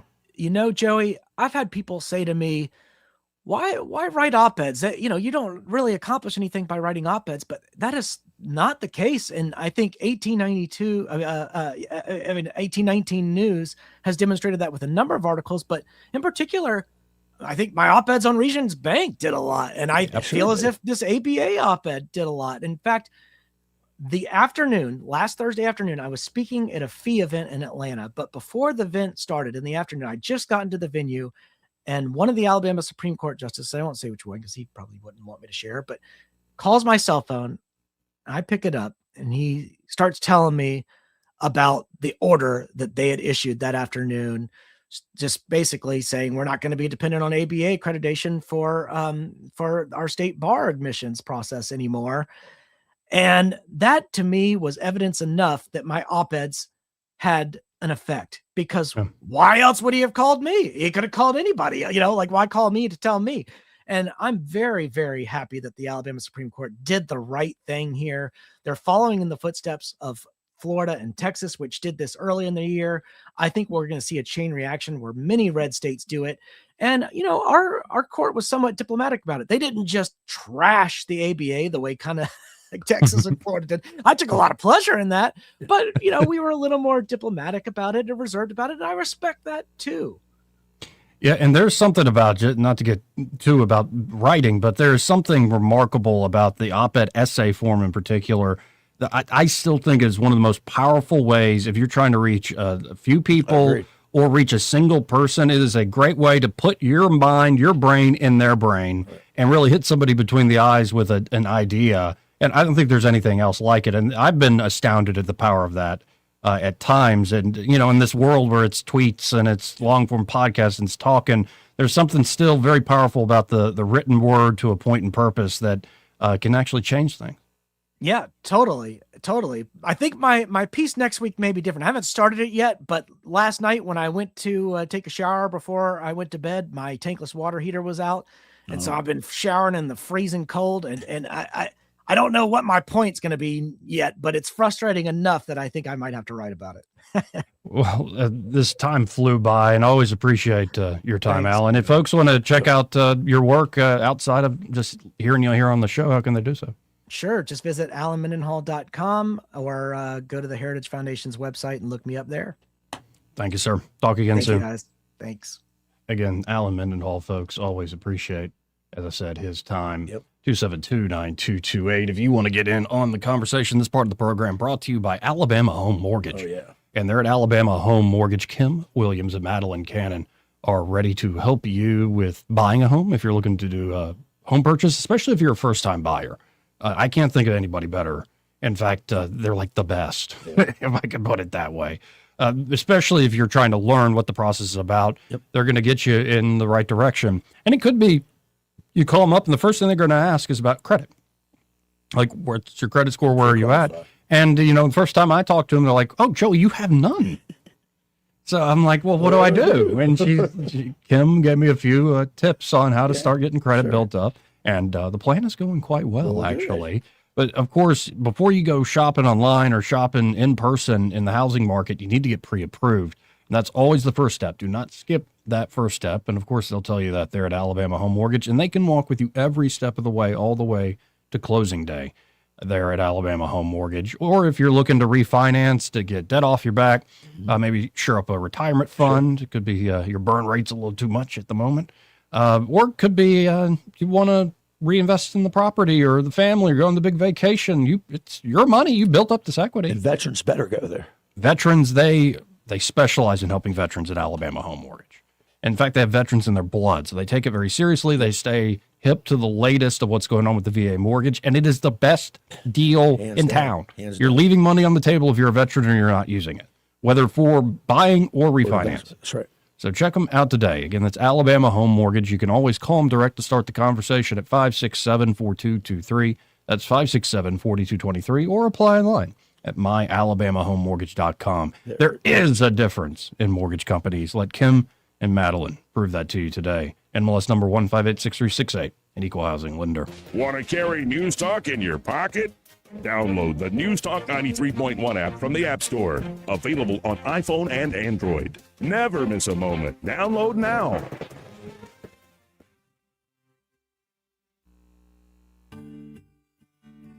What's your biggest investment? More than likely, it's your home. So treat it that way when you hire a painting contractor. With PBS Painting, there are no gimmicks, no $99 special. Just quality painting and someone who treats your home with the same respect that you do. At PBS Painting, we have been painting for years and look forward to many more years to come. With PBS Painting, the job gets prepped properly, whether it's cleaning, scraping, or priming. We always use quality products, which is a must for a quality paint job. So if you're looking for a painter that doesn't need upfront money and is on the job at all times, then please give me a call. Scott Bowers and PBS Painting, 294-5122. That's PBS Painting, 294-5122. Look at some of our work on Facebook at PBS Painting Montgomery. This is your roving reporter. Today I'm talking with a prospector. That's right, man. I'm prospecting for gold. You dig? No, but it looks like you do. And you know the first thing I'm going to do when I strike it rich? What's that? I'm going to hire David Ernest to be my money man. You mean everyone's favorite asset preservationist? That is correct, man. I'm going to call him up at 833-596-7233. 833-596-SAFE. You know, I've heard a lot of the good things about David Ernest. You know, he's the best money man around with over 40 years of experience. Experience is necessary, especially when you're digging for gold. That's right, man. And I can see that you don't have very much experience. What do you mean, man? Well, you have the little plastic bucket and shovel like a kid would take to the beach. Yeah, man, well, I want to start out small and then kind of pace myself up until I strike it rich. Well, maybe you should call David Ernest first. You think he's got a shovel? Never know till you ask. I dig, man. Don't miss the River Region Healthy Living Expo happening Thursday, May 14th from 10 to 2 at the Shops at East Chase. From senior health to total wellness, it's all here and admission is free. Learn more in the Check It Out section at WAKA.com. Are you tired of the mainstream media's biased reporting? Do you want to stay informed on the news that really matters to you? Look no further than 1819 News.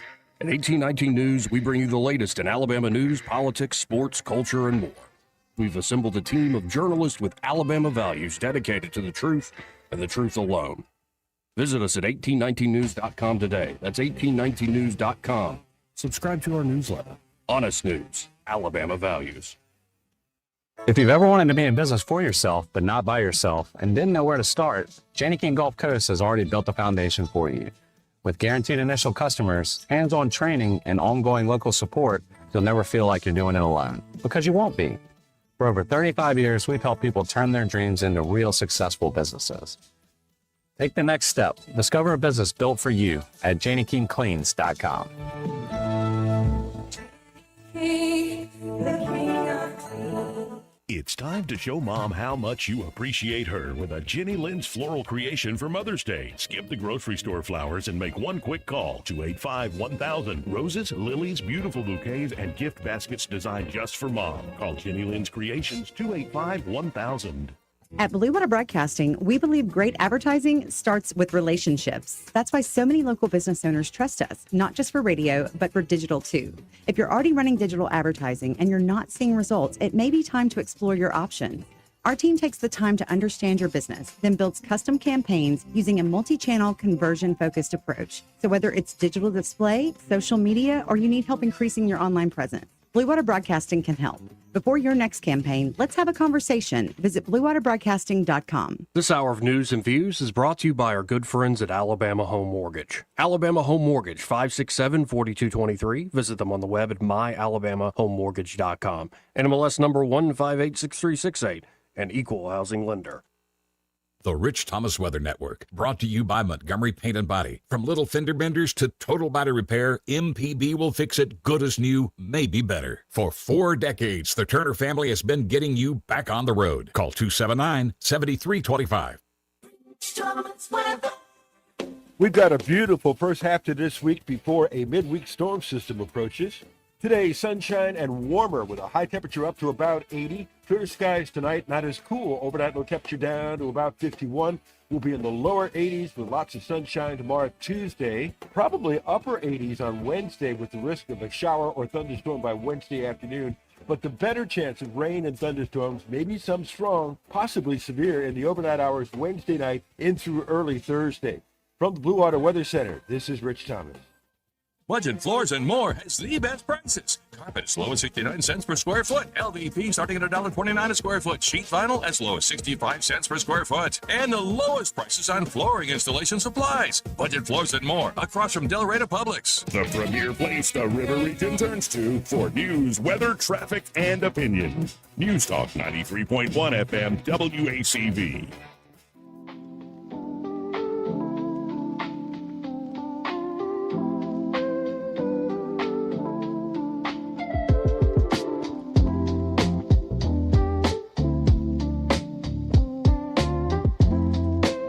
There are those that think I'm a very stable genius. Joey Clark.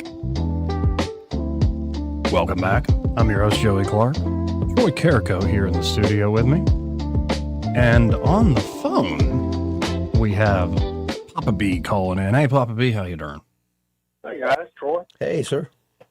I like your song, Joey. It's great.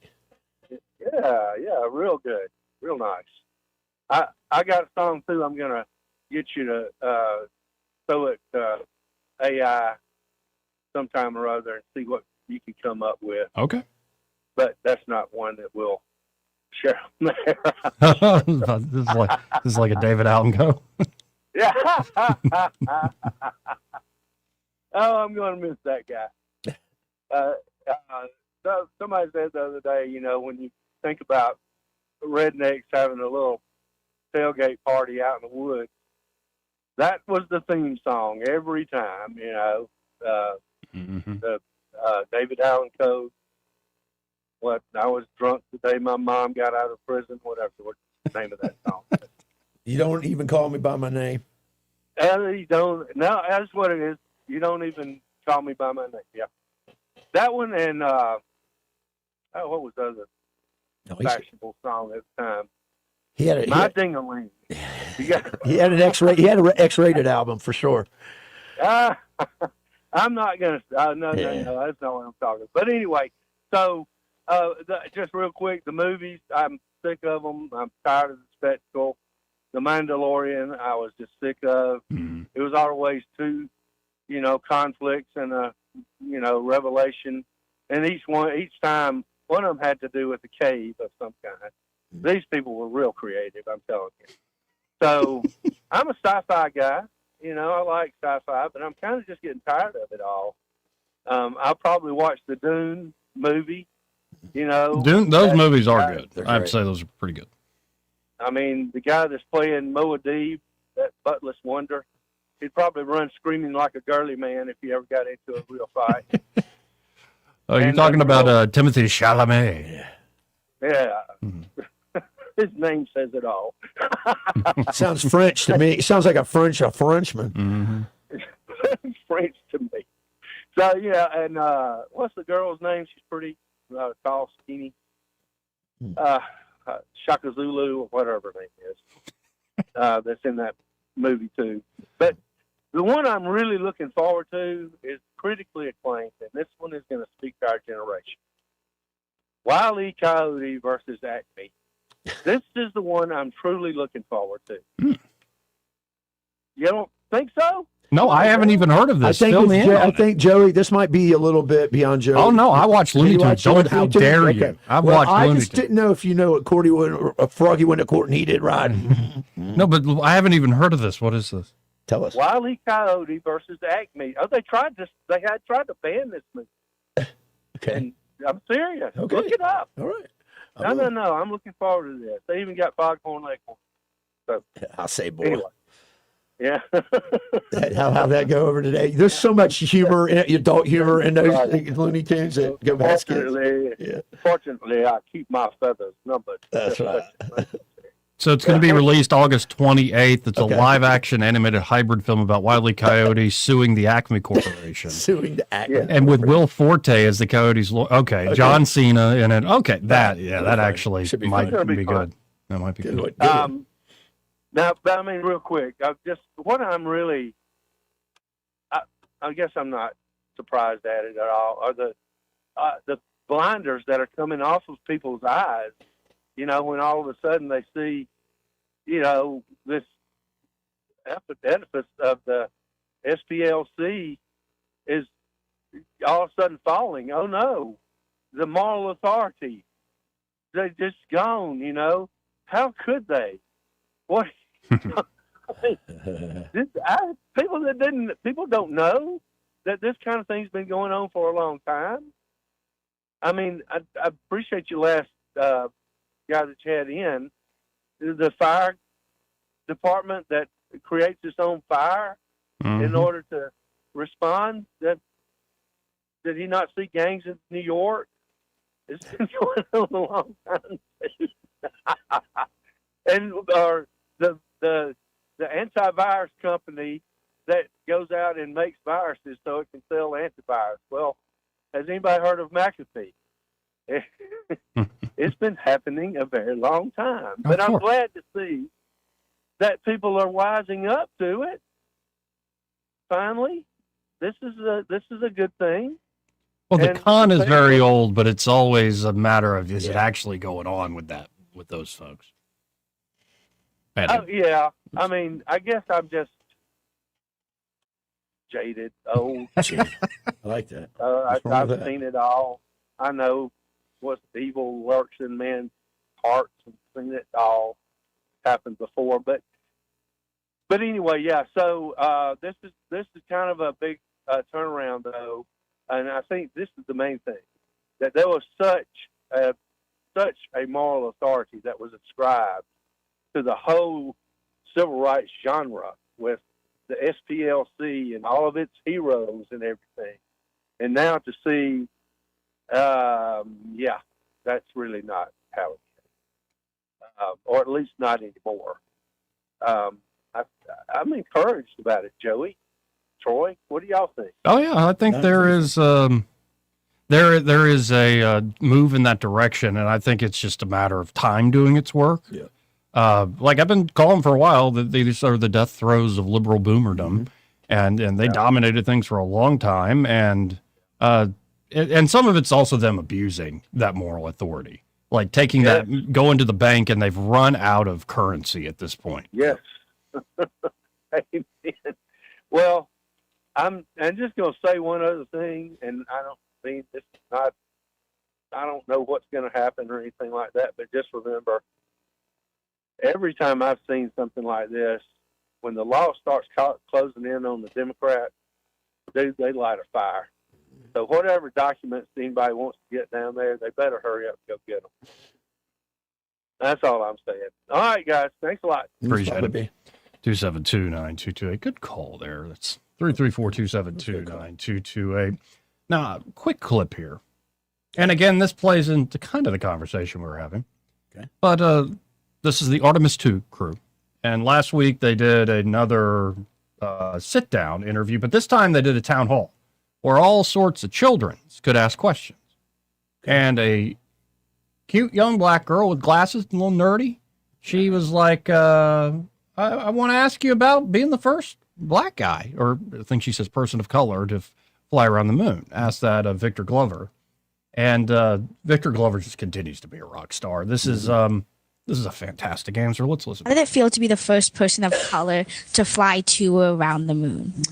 You know, good question. Amaya, thank you for the question. And I will tell you, one of the things about swinging for the fence and trying to, hit a home run when the game is on the line is, if you think about that can add pressure and make you not, go up there and play your best game. And so I focused a lot on working with this team and trying to be a good teammate, to them and also receive from them their good teamwork.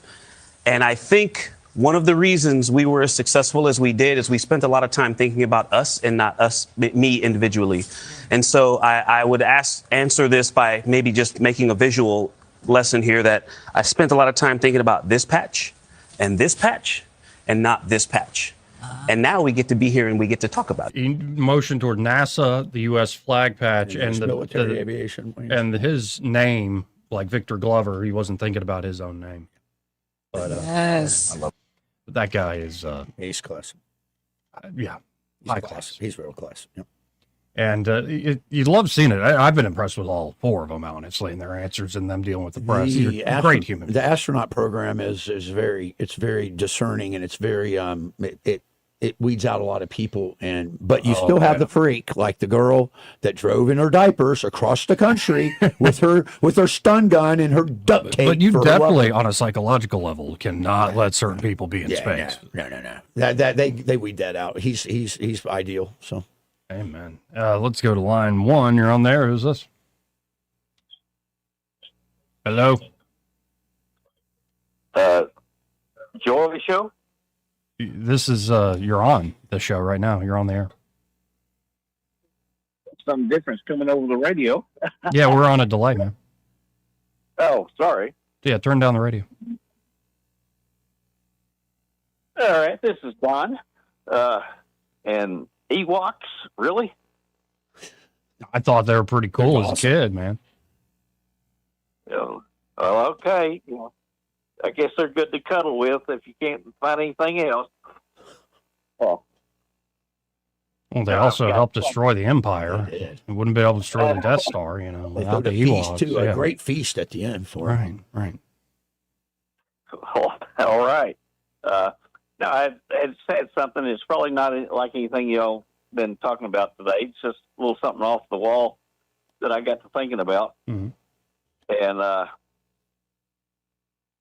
Socrates once was supposed to say something like, true wisdom comes from knowing you know nothing. Yes. And you're probably going to think that I'm about the wisest man you've talked to all week. Yeah. Knowing our own ignorance is the beginning of knowledge. That is certainly true. Well, I've been shown it much times. No, I hadn't thought about this for a while. Then I saw some videos online about how advanced China was with their drones and everything. They had like 22,000 drones being synchronized, ballet and whatever off of one laptop computer. And then I saw on the news that there were Iranians being stopped trying to get into the country. And it reminded me that we've got a lot of they're more probably more anxious to get into the country and deal with us from inside than doing something outside. And kind of like the aircraft lined up side by side out at Hickam Field just before Pearl was bombed. Mm-hmm. Well, we got a gentleman here in studio that's been really on top of this, and with his friends as well. And like the new technology, we need to be ever vigilant especially when you see, for instance, what the Ukrainians have been able to pull off against the Ruskies, and just how difficult sometimes just even for the U.S. Navy to deal with small drones and small vessels in general. Yeah. What got my attention were the F-35s out at Danley. And I'd looked up, just seeing, what kind of security they had, and about the only security upgrades that I was seeing online was some things on supply facilities and simulator facilities that are supposed to be finished up this year, and everything else came up from AI, from other online contributors, mainly about the lack of security, the need for advanced perimeters, things, thermal imaging, measures against drones, hardening of hangar structures, things like that. And I guess, down to it, my question is, has anyone heard of any, real solid, evidence or anything that they're trying to do anything about some of these real soft targets that are out there, or are they just keeping their head in the sand? Well, here's what my understanding is, and thanks for the call. I wrote an article in 1819 News, so it's near and dear. And if you stay tuned, you'll hear another piece I just did on Substack that goes a little further about the problem. But the thing is this. It's funding. It always comes down to funding, okay, and prioritization of requirements. And when Colonel Cinco, Doug DeMayo, was here, he went and got $77 million from Richard Shelby, and he got $22 million from Tommy Tuberville during his time in command there, because he saw the challenges that were endemic to that airfield being an open airfield with a very, very limited security posture. He sought to replace them and put them at Maxwell and some other facilities in Birmingham where the KC-135s are at. But that's for whatever reason that could not happen. So here we are, 5 years later with the same problem and a much more persistent and sense of urgent threat against us by peer adversaries and non-near peer adversaries. So to answer your question, I know that after we published on 1819 that they had a bunch of SF security force troops from Maxwell over there reported to me, so they know about it. But what are they doing, Joey? It's anybody's guess. Well, and getting top brass to actually move on this. Yeah, it's going to be hard. Takes a while, but great call. Thank you, sir. Thank you. 272-9228. Let's go to line 2. You're on there. Who's this? Hey guys, this is out of the blue too. Mm-hmm. I'm calling because Amazon says they're going to do their own logistics, and it's just sunk UPS, FedEx, all of them out.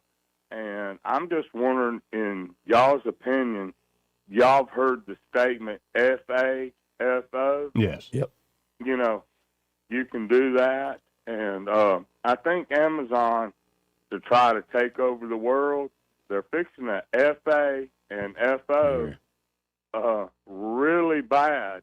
But I'm not shielding for Amazon anyway. I mean, hey, we've all used Amazon. I love them, whatever. But they fixing the FA, FO big time. So appreciate it, Robert. Appreciate the call. Yeah.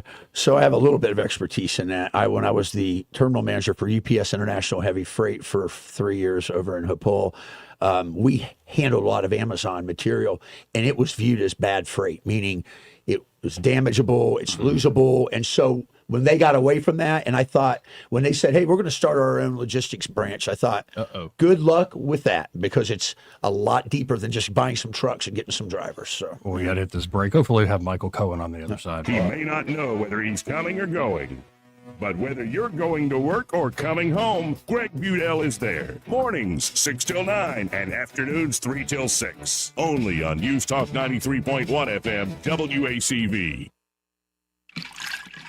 Clogged drain? Overflowing septic? Don't panic. Call the experts who've been solving plumbing problems in the river region for more than 50 years. The Tierce family's local Roto-Rooter team specializes in fast drain cleaning, septic repair, and installation. One call and your troubles are on their way down the drain. That's 272-7130 or visit rotorooteralabama.com. Roto-Rooter, always here when you need us. Call Roto-Rooter, that's the name. And legal troubles down the drain. Roto-Rooter. You want your floors to scream new, fresh, and stylish. But if yours are groaning, tired, old, and outdated, you're in luck. Because at Prattville Carpet, you can revitalize your floors while you save on the best brands available with perfect and professional installation and Prattville's unbeatable lifetime warranty. Hi, I'm Ray Bowles from Prattville Carpet. If you're looking for carpet, hardwood, laminate, vinyl plank, or ceramic tile, call us today for your free measurement. Start shopping for your floors right now at PrattvilleCarpet.com. Prattville Carpet, we're more than just carpet. This hour of news and views is brought to you by our good friends at Alabama Home Mortgage. Alabama Home Mortgage, 567-4223. Visit them on the web at myalabamahomemortgage.com. NMLS number 1586368, an equal housing lender. Accurate, immediate, carrying your voice across the river region. News Talk 93.1 FM, WACV.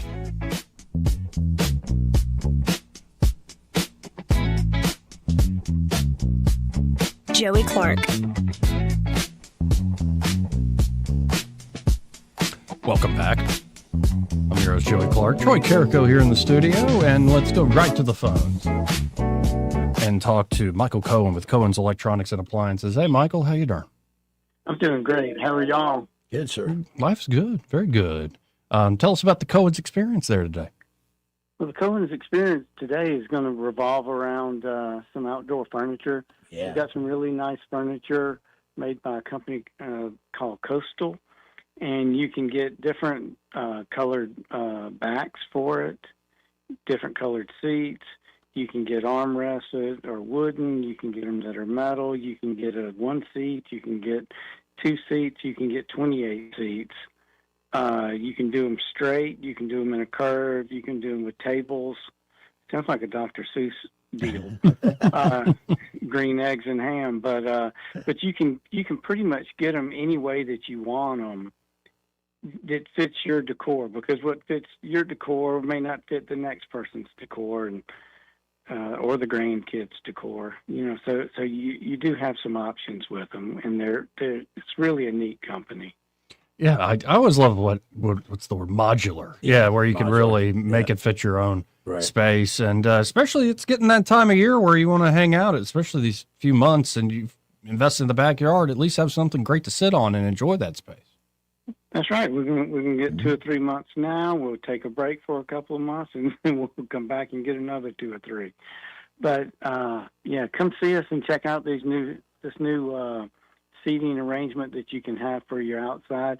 Oh, they also make a really cool table, like a coffee table, and you can get it in 2 different ways, with teak wood or just, I think, with the metal.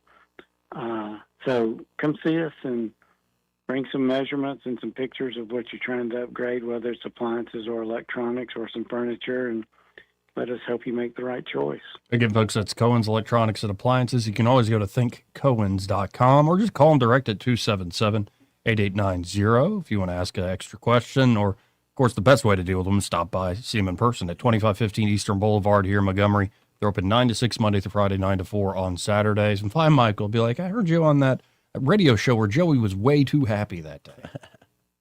He may have been happy because Eddie was AWOL. That's right. I don't know. I think he found a spot in Costa Rica he wants to buy. And I'm like, oh, no. Oh, no. He's trying to get out of paying that real estate commission, I'm sure. I still think he's CIA. The way he dresses, the way he carries himself, the fact that he has the history with his, the Air Force and moving all around the world. If he's CIA, then I want to tell you something. We're in a world of trouble. That's what he wants you to think. That's what he wants you to think. Yeah. He could be like R.J. Ducker. That's right.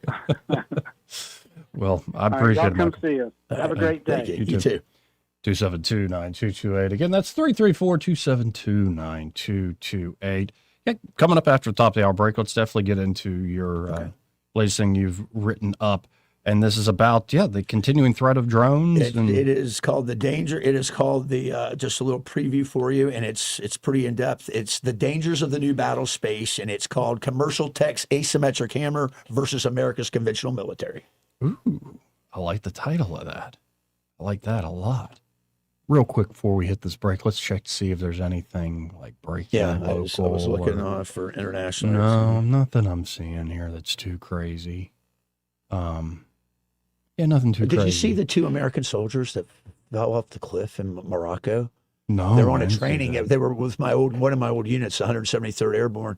They were training in a war. It's called, I think it's called African Lion, is the exercise with the Moroccans, Algerians, and they went missing, and they found them. They fell off a cliff, which I don't know if it collapsed from under them. It was on the ocean side cliff. Yeah, it's terrible. So. And then, of course, Rudy Giuliani hospitalized and in critical condition. Ugh, sorry. Yeah. How old is he? Is he in his 80s at this point? He looks like he's Walking Dead, but that's just me. Let's go to line 1 real quick. You're on there. Who's this? Hi, it's Debbie. Hey, Debbie. Well, I won't take too long. I was going to make a mention. The UPS in our area, I think it went way downhill when they closed the main center in Montgomery up. Yeah. I had tried to get something. There was a package that was not left at my door, and I tried to get a hold of them. Yeah. No way. All the numbers you call, forget it. They don't work. They don't call UPS the unhappy people service for no reason. Oh, tell me about it. But but I was going to ask you what you knew about this thing with Trump in Germany and him saying we're going to pull our people out and yada yada. I mean, I heard a little snippet. I haven't had a chance to really go into it much. And now NATO, I'm personally great with that. Go ahead and leave NATO. I'm happy. I mean, I don't care. The man that's been running NATO for I don't know how many years now, has not impressed me. So Mark Rutte. Mark Rutte. Yeah. You know what's funny that you say that is, do you know what Eisenhower? Remember General Eisenhower, who was our president after World War II? You know what he said in 1951? He said, if in 10 years we find ourselves still in Europe with NATO, it has failed miserably. Yeah. I don't care about NATO, but what about the Germany thing now? Yeah. Is there any reason that we should be doing that other than I know we do a lot of training over there. Not us being trained, we train them. We do joint exercises with the Bundeswehr, which is the German army, and other branches, Luftwaffe. But here's what you need to know: 5,000 troops are being pulled out. It's going to be an armored cavalry regiment that leaves still 25,000 more troops there. So it's just a repositioning and using them somewhere else and taking some of that. Like Poland? Yeah. That's where I'm hoping they go, and that's where I hear they're going. Okay. Our best ally on the continent. Yeah. I appreciate it. They're not trying to. Thank you very much. They're not trying to. Yeah, they're not trying. Just for your caller, no, they're not. They're just repositioning some of their forces. So yeah. Yeah, Poland, maybe Estonia, Latvia, Lithuania. We're going to the Baltics, boys. I told you to go there, find you a girlfriend. It's not the worst idea in the world. We'll be right back.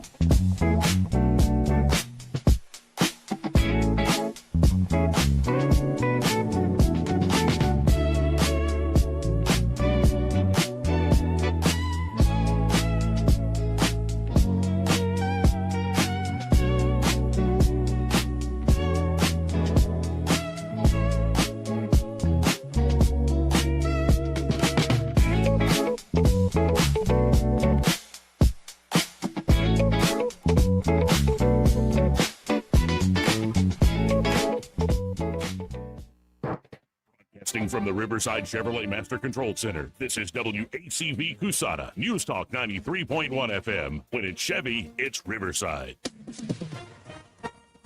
With SRN News, I'm John Scott. Medication is one of the main ways abortion is provided across the nation. And today, the U.S. Supreme Court has restored broad access to the abortion pill mifepristone.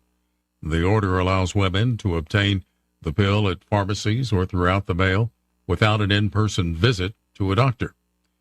The U.S. military says it battled Iranian forces and sank 6 small boats as it moved to reopen the Strait of Hormuz.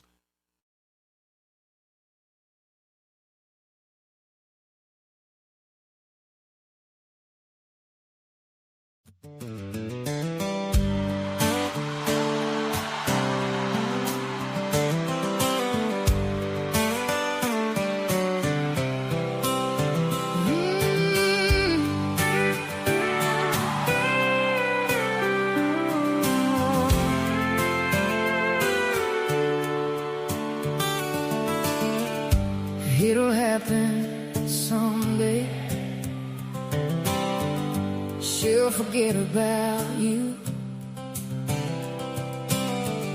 She'll forget about all your lies for her own slice of truth.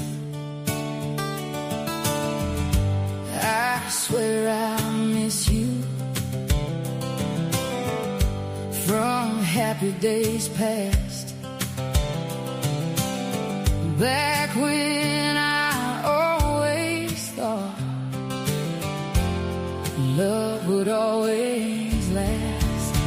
Oh, I hope heaven, oh, I hope heaven, oh, I hope heaven finds you.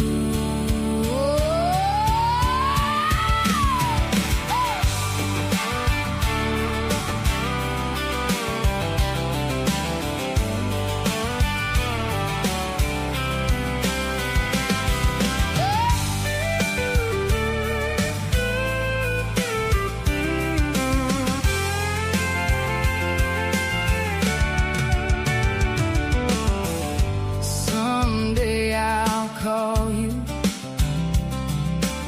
Someday we'll try to reconcile all the days that we let slip by. I'll try to forgive you, but I'll never forget. I learned my lessons from all your regrets. So I hope heaven, oh, I hope heaven, oh, I hope heaven finds you. Oh, heaven finds you. Oh, yes I do. Oh, heaven finds you.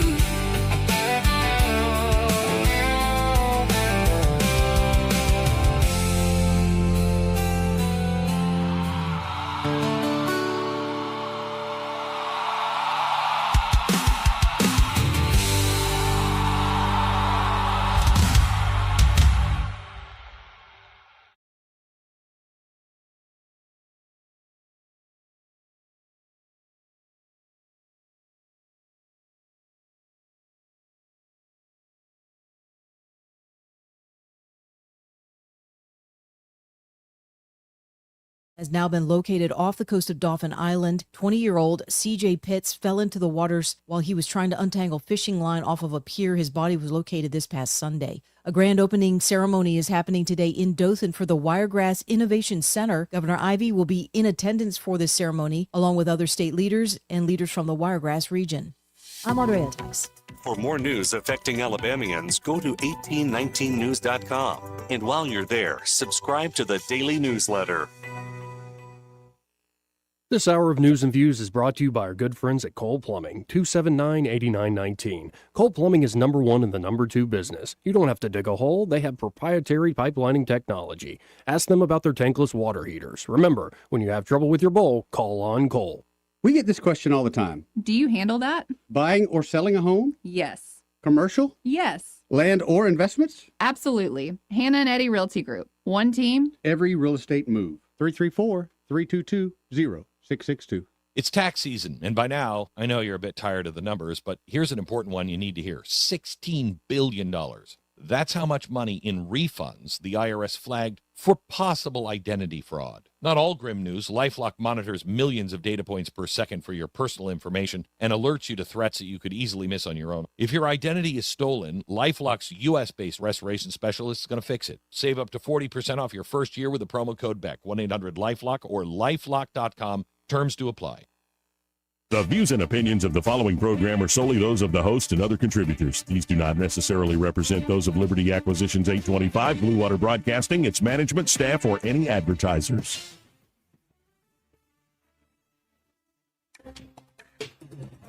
It's time for Montgomery's Conversational Radio Show. It's news and views on News Talk 93.1 FM. To join the conversation, call 272-9228.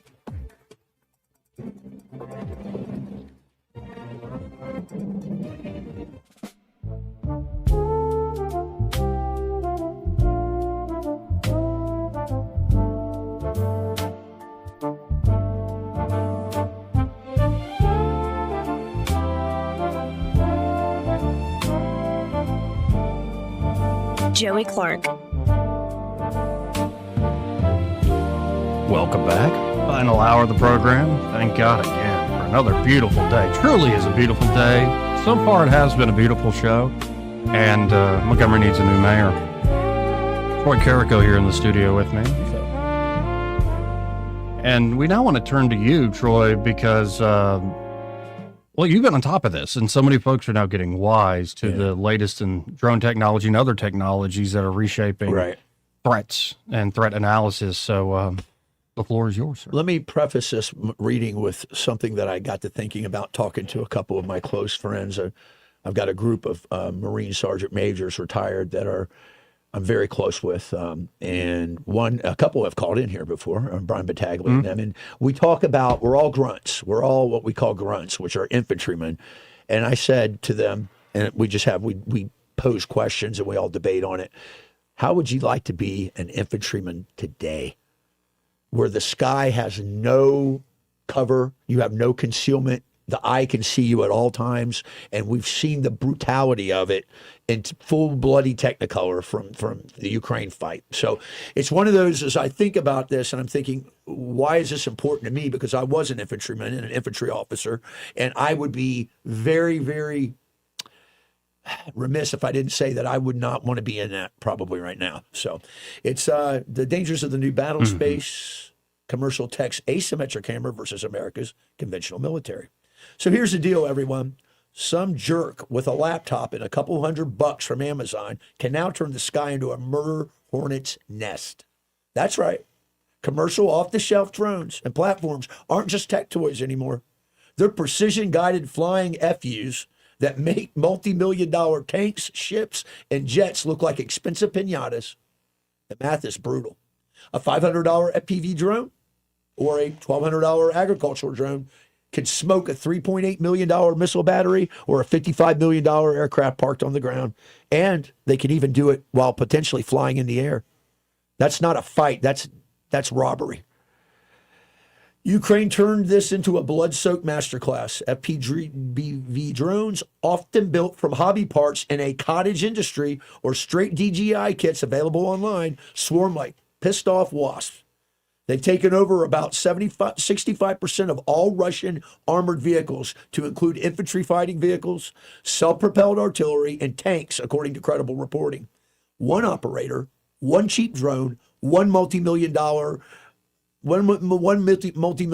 asset turned into a heaping, steaming pile of scrap. The drug cartels in Mexico and South America oddly started this trend nearly 2 decades ago as they attacked competitors' labs in the bush by dropping hand grenades from the air. Then ISIS was doing this crap when I was over recently in Mosul, flying DJI Phantoms, dropping grenades on us while we were there, and we claimed to have air superiority, yet we scratched our heads what to do. Visionary thought leaders admitted these commercial platforms gave enemies temporary tactical superiority in conventional operations. General McKenzie called it at the time the biggest tactical headache since IEDs in Iraq. Here's the problem. We've known about this threat for nearly 20 years, yet we find ourselves on the wrong side of the cost curve, and it's not even close. These threats are asymmetric as hell. Near-peer adversaries like China, Russia, sure, they can scale it, but any 2-bit militia, cartel, or Houthi strongman with a smartphone can now project air power. A kid in a basement modifies a DJI Mavic or a Phantom 2 with a grenade, and suddenly your forward operating base is under constant threat. Speeds are climbing now, Joey, with average DJI models gaining speed, range, and flight time every year. The latest FPV variants that are available online hit about 100 mile per hour, and with reaction windows shrinking down to seconds. Swarms overhead overwhelm expensive countermeasures. Jamming, you want to jam them? They'll go autonomous, or they'll go fiber optic network. One agricultural drone like the DJI Agris in Ukraine hauls almost 90 pounds of 90 pounds of gear, enough for a very serious explosive charge or even chemical crap. This isn't sci-fi. This is Amazon Prime warfare. Our doctrine, tactics, techniques, and procedures are sorely myopic. We're still mentally stuck in a world of big platforms, mass formations, and predictable logistic tales. Ukraine showed a transparent battlefield where massing troops or moving armor without drone cover is suicide. NATO exercises get wrecked constantly by drone saturation when they're fighting wargaming against Ukrainian forces. And the Ukrainians, they just treat it as another day in the field. Our TTPs for concealment, dispersion, counter UAS are playing catch up still. The first Americans that got droned in these fights here recently are learning the same hard way Ukraine did through blood. You don't rewrite muscle memory from PowerPoint briefs. You got to get your nose bloodied, adapt or die. Unfortunately, as Churchill lamented, America's choosing the slow, wrong option and to the path to right. Acquisition, however, is the real bloody crime scene here, folks. The Pentagon's bureaucratic beast takes nearly 12 years to field a new weapon system. And I said 12 effing years. I'm not going to say it online. By the time it rolls out, the commercial world is iterated 5 to 7 generations ahead at that time. The M7 rifle, case in point, with the U.S. Army, Joey, which was fielded in 2025 after nearly 9 years of acquisition, is now finding that the round used, 6.8 by 51 millimeter, is already obsolescent. The rigid linear processes lock in requirements years before delivery, guaranteeing obsolescence. It's not keeping up with the tech trend. Army, Navy, Air Force, Marines, all chained to the same sclerotic system that rewards checking boxes over speed, relevance, and combat efficiencies. It's a conventional war mindset in a world where innovation cycles are measured in weeks, not decades. Replicator and DIUs are Band-Aids. The core incentives are retarded at best, and they're getting rid of the best practices. They're ignoring they're giving up protecting jobs and satisfying every spec in lieu of that. Layer on reviews until relevance is dead. Meanwhile, adversaries and even allies like Ukraine iterate in real time using commercial crap. Scalability is where America should dominate, but we currently choke. Commercial tech scales like crazy right now. Millions of DJI units being pumped out. Open source mods, 3D printed parts, open architecture, garage fabs. Ukraine's pumping out hundreds of thousands of drones a month. Our system, it can't surge. It can't adapt. It can't get good enough, quote, into the fight fast because it demands perfection wrapped in 47 layers of oversight and a multitude of checkboxes. Systemic issues compound risk-averse culture, misaligned incentives, and a defense industrial base optimized for exquisite platforms instead of attributable swarms. The result, we're vulnerable everywhere. CONUS and OCONUS, that's continental United States and overseas continental United States bases abroad, which is ships at sea, even domestically where legal requirements to make counter-drone work a nightmare. This is a brave new world, folks. Force protection postures that worked against insurgents with RPGs and sniper rifles are laughable against persistent drone strikes. Any adversary, not just a near-peer adversary, any adversary can now harass, surveil, and attrit our forces at pennies on the dollar. Ports, airfields, logistic nodes, even CONUS installations like Danley Field are in play for the enemy. The democratization of lethality means the barrier to entry for challenging the United States power has collapsed. One guy with a drone swarm could tie down battalions. Scale that to state actors, and it's existentially dangerous. We're not helpless, however, but the window is closing quickly. The military needs to deconstruct the old model and embrace nouveau iterative acquisition that pulls commercial tech aggressively, rewrite doctrines around drone-saturated environments, train like Ukraine's fighting force for survival, and accept that good enough today beats perfect in a decade. Blood in the nose might be the only teacher that sticks. The new operational battle space doesn't give participation trophies. Rather, it gives Darwin Awards to the dirty, nasty infantry legs on the ground and incriminates the slow bureaucracies. It's time to move out smartly or get nailed. You're here. Laid it all out there. And where can folks find that online if they want to read it themselves? You can do that at Blackbird Deuce, which is my Substack account, which is gaining a lot of momentum. I'm enjoying that platform immensely because I can drop fire truck words on there if I want, because I'm the editor, Annie. I'm the editor. But anyways, it's you do there, or you can find I have it linked also on my Carico at Carico Troy, CARICOTROY on X. So yeah.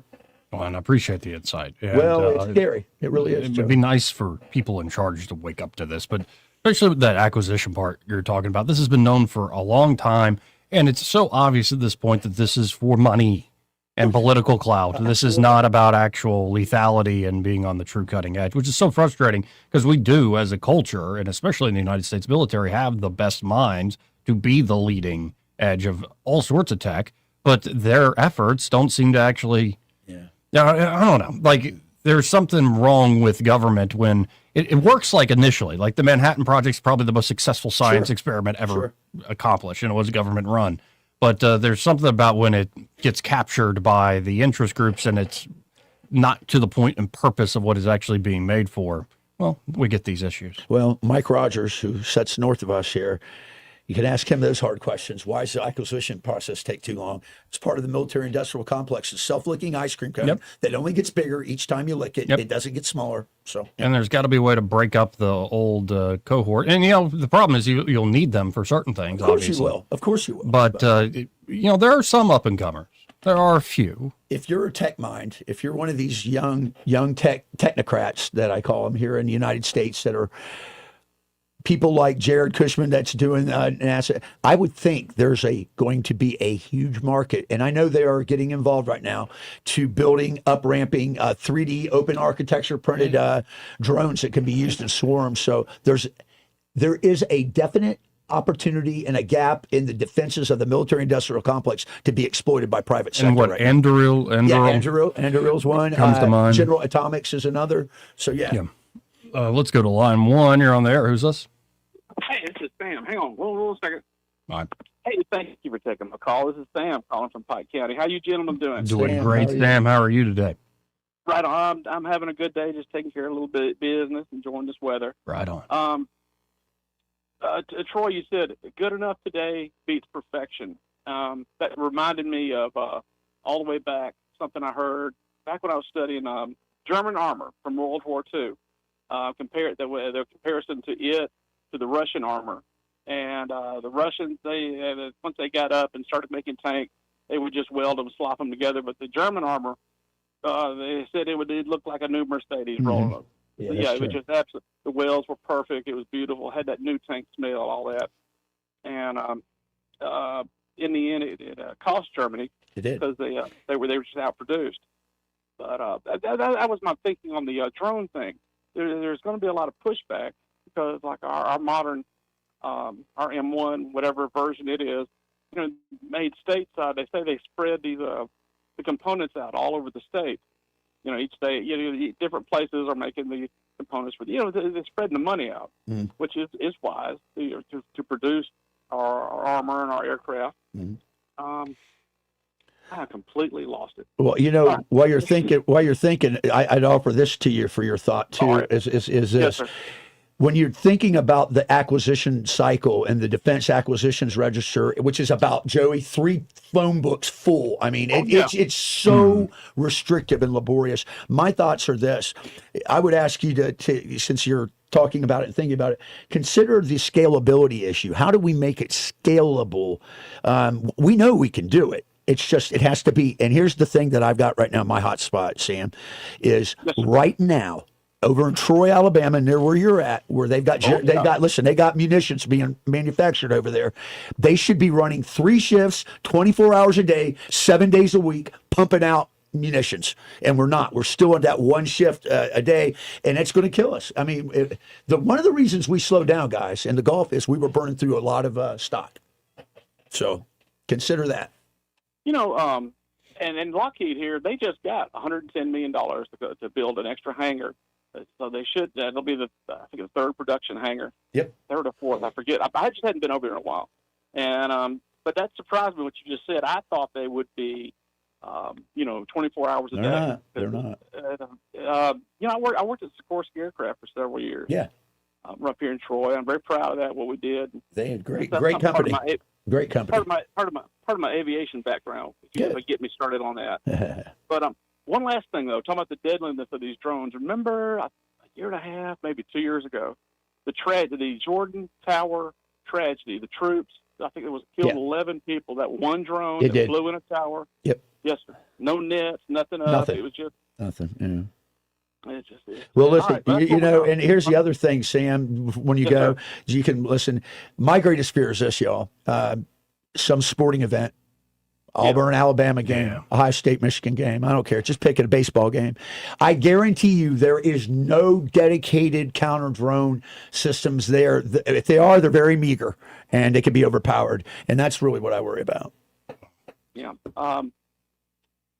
Hey, listen, thanks for taking my call, guys. Thanks, Sam. Yeah, man. Wish me luck. I'm dealing with the state. Okay. Burn it down. Hey, my advice is burn it. Burn it all down. No, it's just you smile a lot. Okay. Yeah, and you're patient. You smile. And okay. Love y'all. I love you, man. Bye. 2729228. We cannot allow there to be an election that is conducted unconstitutionally simply for the convenience of state legislatures. If they have to vote twice, so be it. We should demand that state legislatures do what the Supreme Court says must be done. That is more important than administrative convenience. The byproduct is that the Republicans will receive more than 20 House seats in the upcoming midterms. President Donald J. Trump put that out earlier today. And the Alabama special session is getting underway to do redistricting. And apparently, Craig Monger's got a report that poised to further dilute black voting power. The NAACP leading demonstrations as the redistricting session begins in Montgomery. Yes, the NAACP is mobilizing citizens to the Capitol to demand, quote-unquote, fair representation in the proposed redistricting. This is, of course, after the Supreme Court's ruling in Louisiana v. Calais threw a wrench in American politics. In a 6-3 majority decision, the Supreme Court of the United States found race-based redistricting unconstitutional. The ruling will likely have major implications for congressional maps across the country, especially in Alabama. A federally appointed special master drew a map for the state to use in the 2024 election, and the state remains under a court order prohibiting the use of new congressional maps until after the 2030 census. However, Attorney General Steve Marshall filed emergency motions with SCOTUS after the Calais decision, and Governor Ivey announced a special session to redraw the maps starting Monday, today. In a release, the NAACP stated that it would host a march and a rally, calling on residents to show up, speak out, and demand that lawmakers draw maps that reflect the true diversity of the state's population. The Supreme Court's ruling removed a key tool used for decades to challenge discriminatory redistricting maps, leaving states like Alabama, where nearly 27% of the population is black, but only 1 of 7 congressional districts is majority black, poised to further dilute black voting power, the NAACP stated. Of course, the federal government has hampered the Alabama legislature's ability to draw its own congressional map after the 2020 census. Federal courts quashed the map lawmakers passed in 2021, claiming it likely violated the Voting Rights Act of 1965 by its perceived lack of black representation. Lawmakers passed another congressional map in 2023 to assuage the court's concerns, which was similarly rejected for the same reason. The NAACP's stated demands for lawmakers are as follows. Number 1, draw fair, non-discriminatory maps that provide Alabamians, black Alabamians, an equal opportunity to elect candidates of choice. Number 2, reject any attempts to further dilute black voting power in the wake of the Supreme Court ruling. Number 3, commit to transparency and community input throughout the redistricting process. Marshall's court challenges would have to be successful before the legislature could approve any reapportionment map. Well, if you want a lot more black voting power, you could go be Republicans. Good. Maybe change your opinion on a few of the political policies, and you can win a lot of elections in Alabama. Yeah. If you become a Republican. That's what they did. In fact, we might see this start to change a little bit. Maybe. Maybe. I don't know. Here is Steve Marshall. He was on Jake Tapper. Yeah, Jake Tapper. On CNN. Yeah, Jake Tapper. And short clip here. This is what the Attorney General, who is running for Senate, by the way. Yes, he is. Had to say to Jake Tapper in Alabama wanting to make this move. And look, Jake, Alabama ought to have the opportunity, as we've seen Virginia, as we've seen California, we've seen New York, to draw districts that are consistent with those who are seeking that representation. Alabama is a conservative state, and they deserve conservative representation. I'm going to do everything in my power to give the legislature an opportunity to draw 7 congressional Republican districts. Yeah, but it's only in 17 days. And look, Jake. No, but it's only, but the time, it's only, you got to do it so fast. Like, well, okay. We need till 2030, the tortoise said. Yeah, give me a break. But no, things are moving along. Yes. And expeditiously.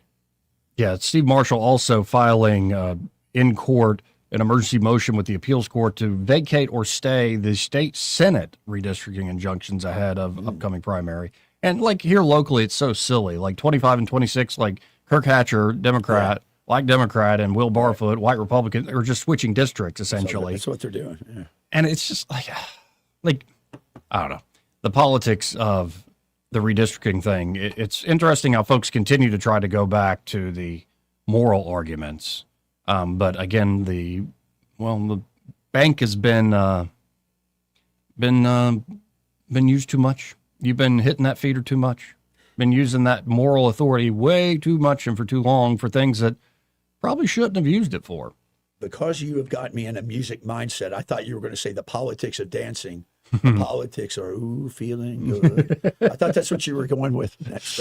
Yeah, but we're back to the boring politics. Yeah. All right. Now, in a second, I want to go to some more anthropological concerns. Yeah, what do we got? We're going to talk about women. Oh, we're going to listen to a couple people, a woman and a man, talk about women, and modern women at that. Okay. And why these liberated, empowered, equal, in the eyes of the law, women are so daggum unhappy. And we also have another clip because I am, I guess, kind of an equal opportunity guy. I'm actually a maximize opportunity guy. You are. We don't need equal opportunities. We need maximum. As many opportunities as possible. All sorts of different types of opportunities for people to get their foot in the door. Yeah, opportunities to excel. I don't want the same opportunity. I just want opportunity. These are probably the same women that don't like you. It's perhaps. You talk about the women getting on you. Why aren't men having kids, though? Like, I don't have kids. Maybe they don't find women that are worthy right now. It's like there's something going on, man, because it's more than just like women and men don't like each other. Yeah. Something else going on here. Demasculization. We'll get into that in a second. This part of the program, is over. We have the next part of the program coming up, getting into the men versus women. We'll be right back. Boys versus girls. Joey Clark.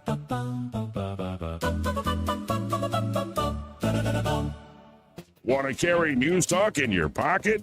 Download the News Talk 93.1 app from the App Store. Available on iPhone and Android. Never miss a moment. Download now. When it comes to your mortgage, who you work with matters. And this is one decision where local makes all the difference. Don't fall victim to flashy mailers, spam calls, or 1-800-lenders who don't even know your name, much less your neighborhood. Those lenders are often sitting in some faraway state, reading from a script, and chasing volume, not relationships. A local lender understands the market you live in, or should I say that we live in. At Alabama Home Mortgage, you can look at us in the eye and trust us with one of the biggest financial decisions you'll ever make.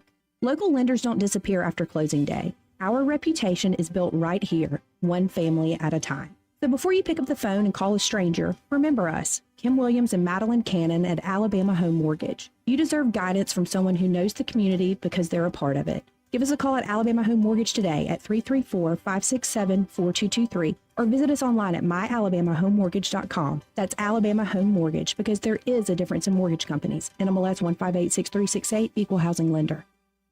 It's time to show Mom how much you appreciate her with a Jenny Lynn's floral creation for Mother's Day. Skip the grocery store flowers and make one quick call, 285-1000. Roses, lilies, beautiful bouquets, and gift baskets designed just for Mom. Call Jenny Lynn's Creations, 285-1000.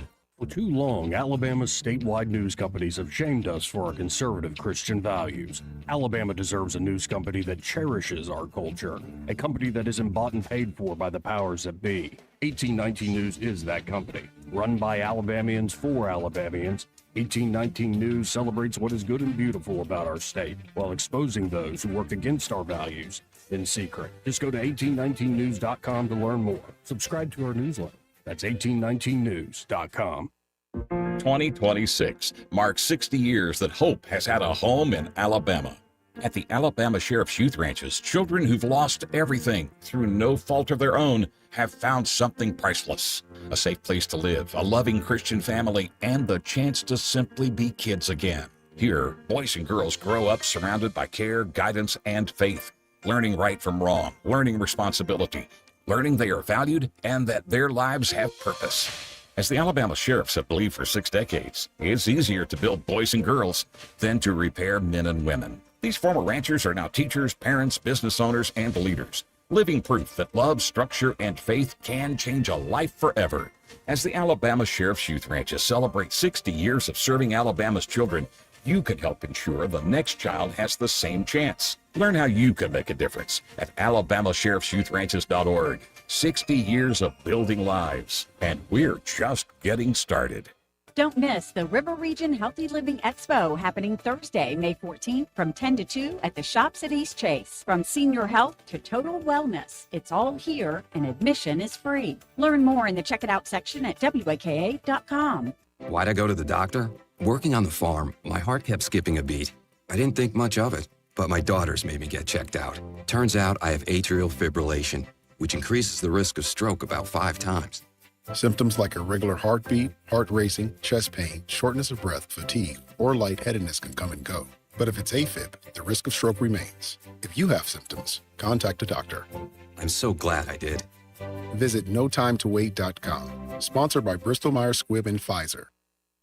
The Rich Thomas Weather Network is brought to you by Earnest Financial. If you're tired of losing your money in the stock market, call David Earnest, 334-279-7431.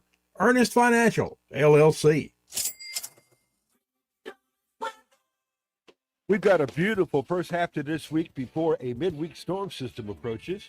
Today, sunshine and warmer with a high temperature up to about 80. Clear skies tonight, not as cool. Overnight low temperature down to about 51.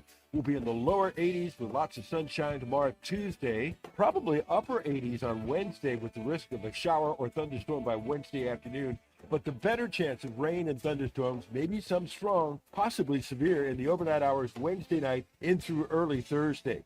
From the Blue Water Weather Center, this is Rich Thomas. Big dreams for your home on a tight budget? AFE's $26.26 as you covered. Unlock your home's equity with just $26 in closing costs. No fees, no headaches. Visit your local ASE branch today. Federally insured by NCUA, Equal Housing Lender. NMLS number 420259. The mainstream media won't touch. Your News Talk station. News Talk 93.1 FM WACV.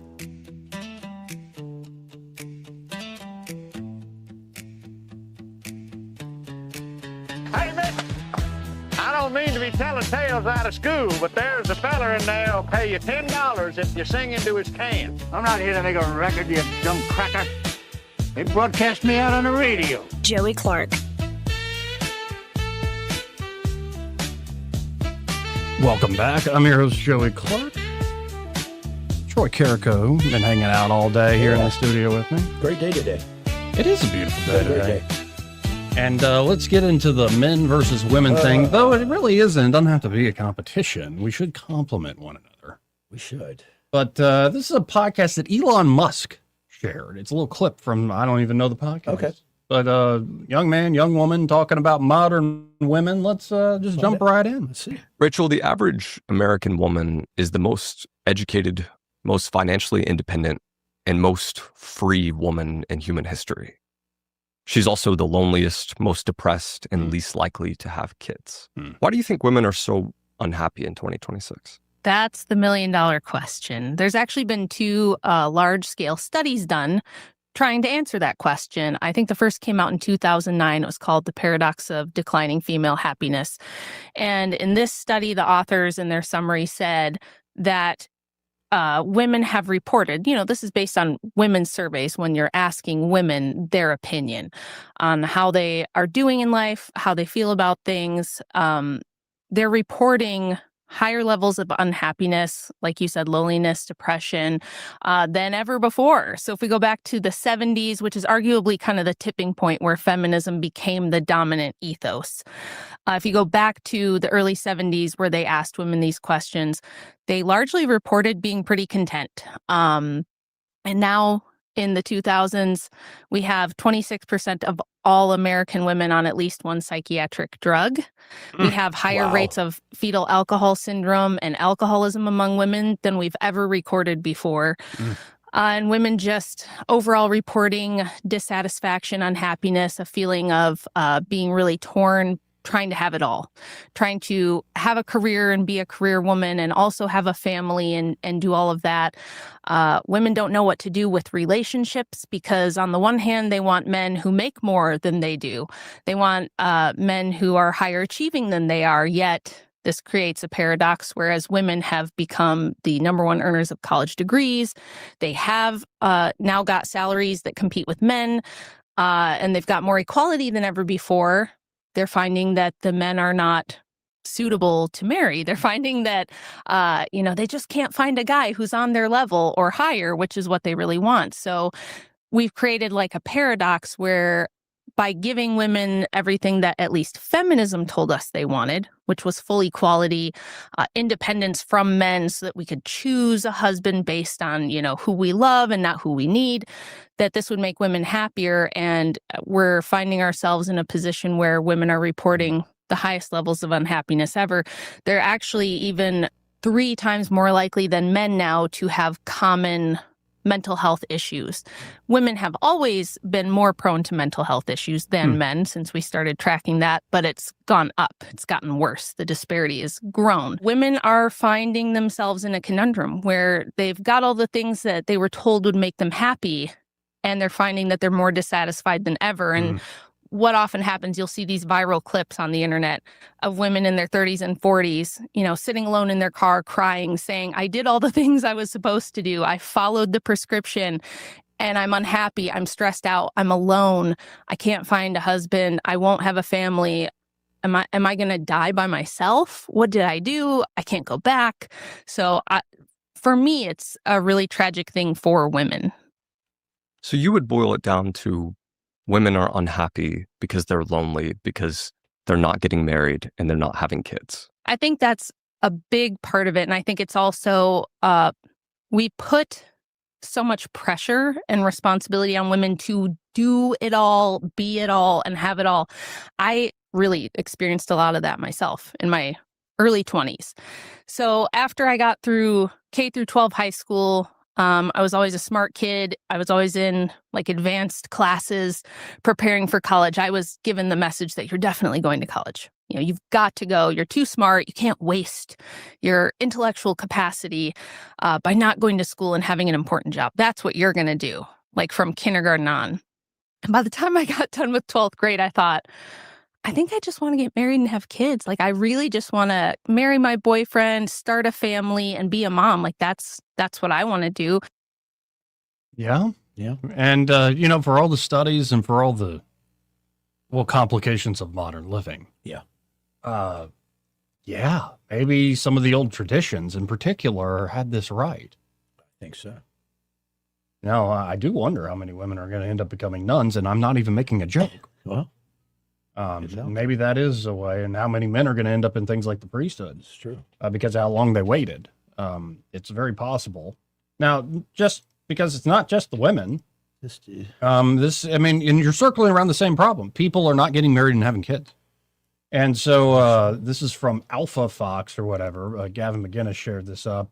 Man, you think I got long hair and a beard? Tommy Shaw's little brother. Yeah, this guy looks like he'd be in the Allman Brothers Sticks. band. Yeah, Sticks. Sticks. Tommy Shaw. It's Tommy Shaw's cousin. It's his cousin. Yeah, Tommy's great. Tommy's the best, man. Let's listen into this. This is on why aren't men having kids? Okay. I'm 30 years old. Not one of my friends has children. Zero. Wow. No one. No one's having kids. Do you know how hard you need to abuse a mammal to make them not have children. Like for real. Let's step here back a moment, right? Never thought of it that way. Yeah, look, GDP goes up. People have have enough food, and whatever. No one's having kids, and this is across the world. This is across both the West, the East, everywhere it's happening. So there's a thing that happens, especially with even younger than me. Like the kids are 18 today. There's a huge problem where they don't dance. No one dances. They go to clubs and they don't dance. Why is this? Because you get recorded. Yeah. If you're an 18-year-old kid, you go to a club, you get recorded. If you approach a girl and you mess it up, you get recorded. Everything is the panopticon now. So if you had to ask me why, my answer is technology. My answer is social media. My answer is AI. My answer is algorithms. Do you know what dating app algorithms do?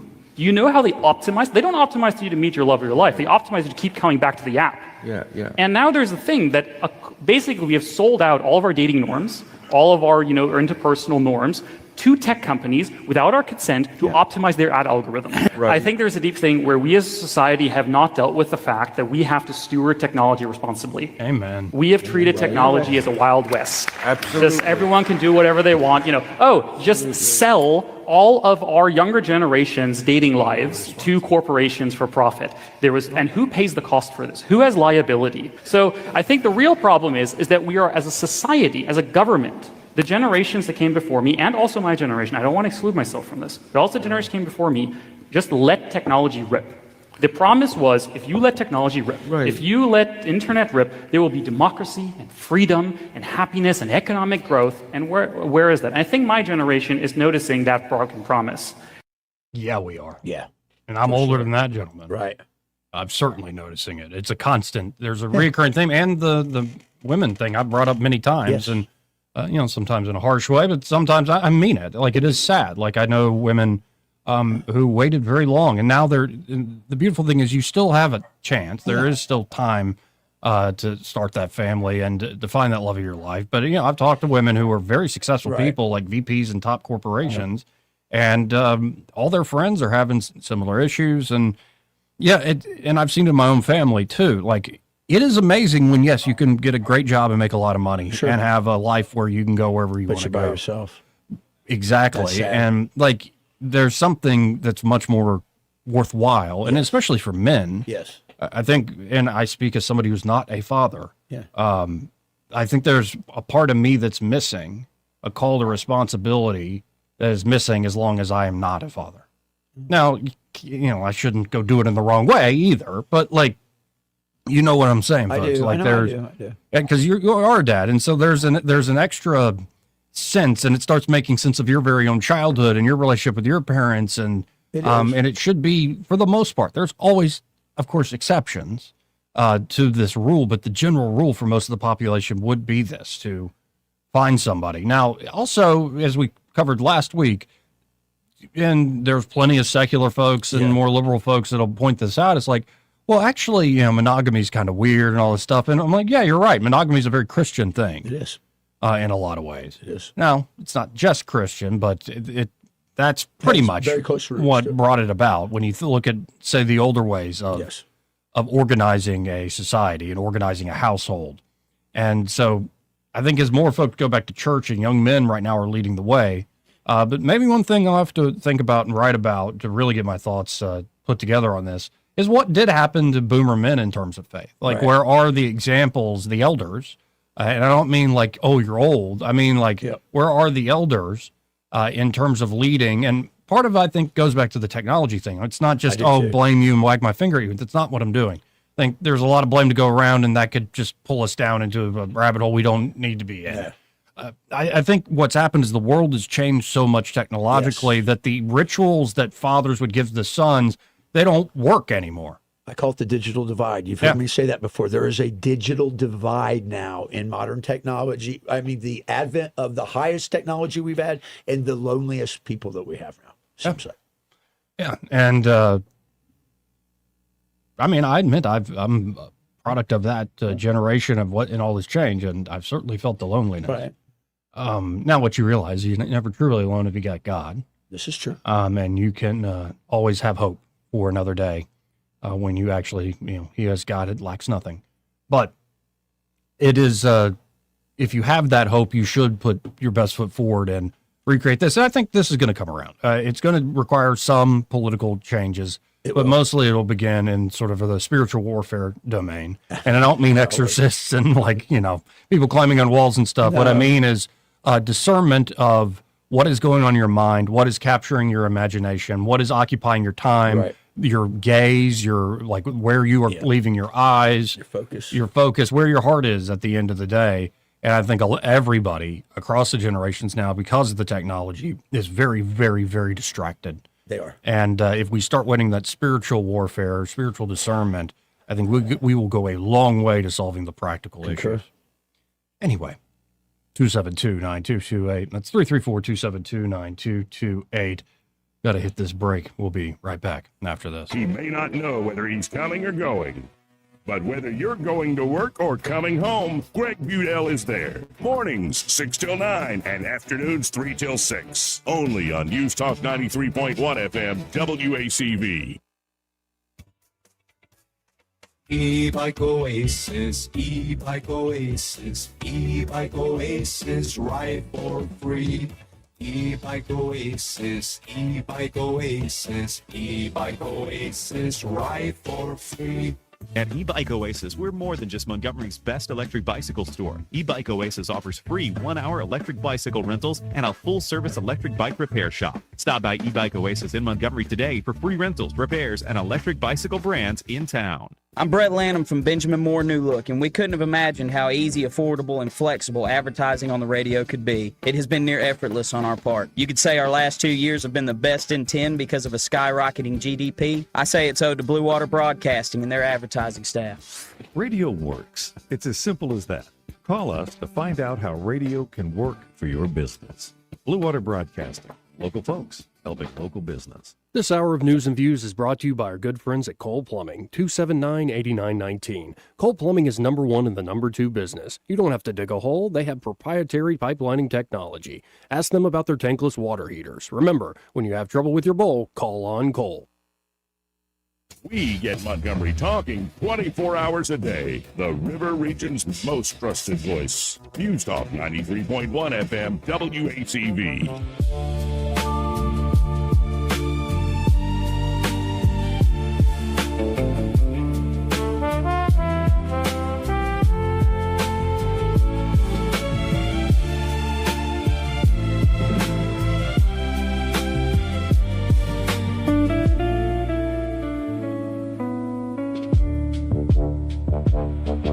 Joey Clark. Welcome back.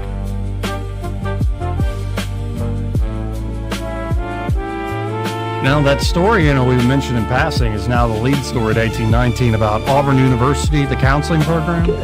And in fact, let's revisit that because we stopped short there.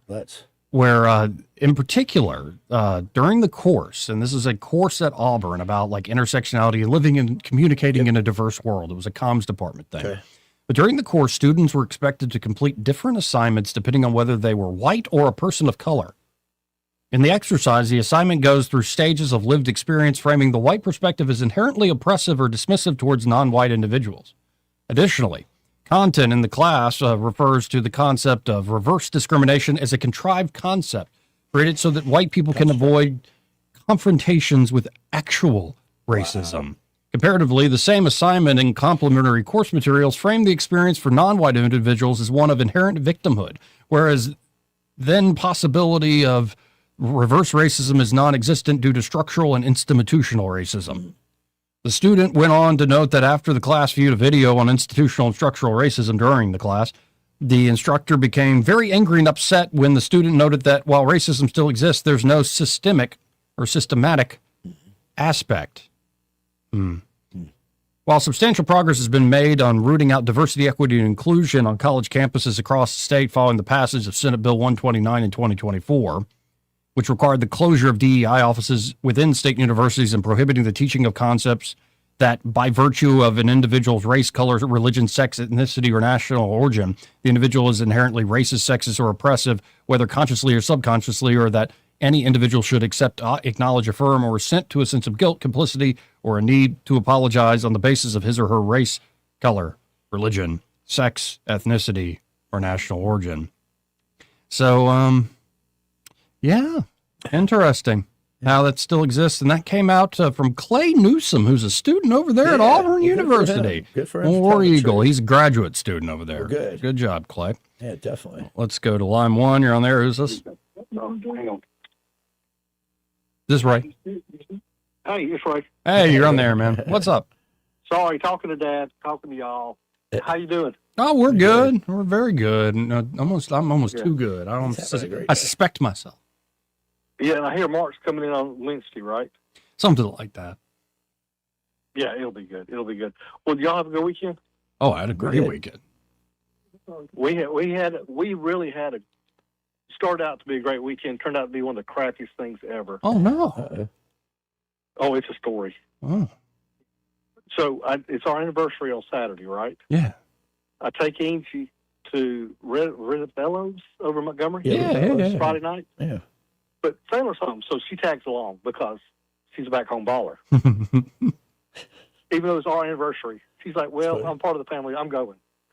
We get home, finally get to climb in bed. I'm dead tired, and I hear Sailor, "Dad, Dad." I'm like, "When is she going back to Bama? This is not fun." "Dad, you need to get in here." So I get in. Fine, here I come, and I walk around the corner, cut the lights on, and Apollo, our Doberman Pinscher, had diarrhea. Oh no!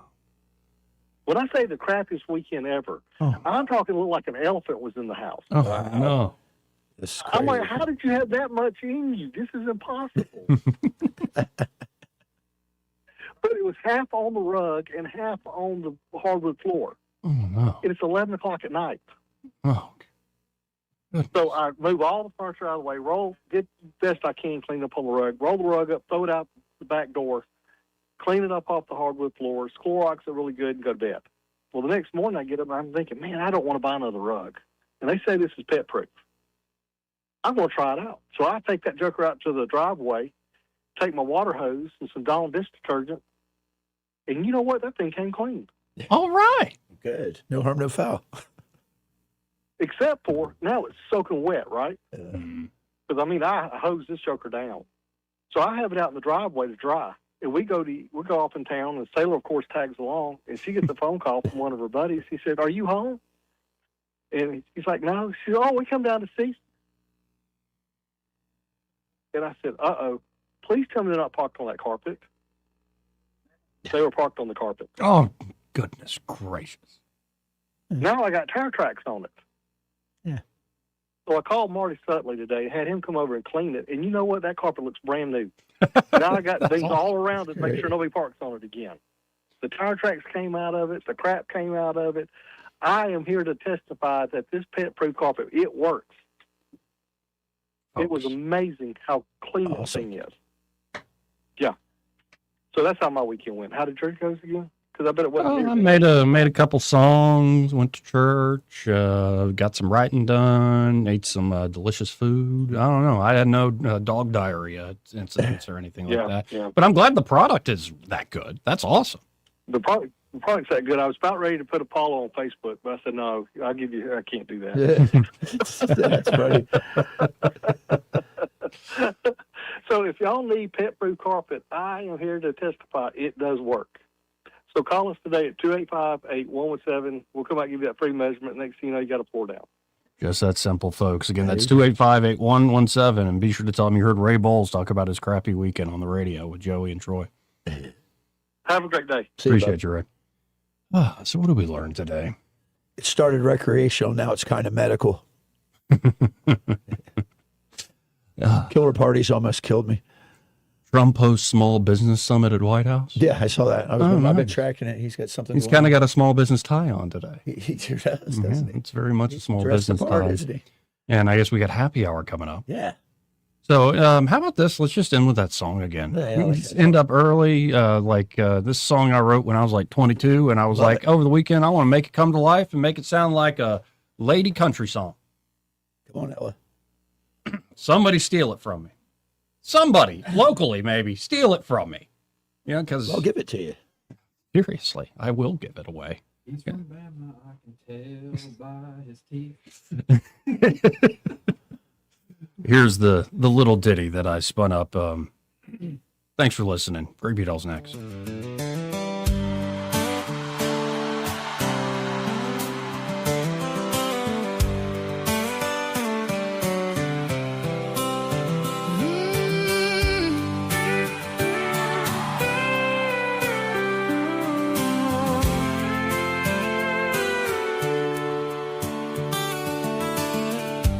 It'll happen someday. She'll forget about you. She'll forget about all your lies for her own slice of truth. I swear I miss you from happy days past. Back when I always thought love would always last. Oh, I hope heaven. Oh, I hope heaven. Oh, I hope heaven finds you.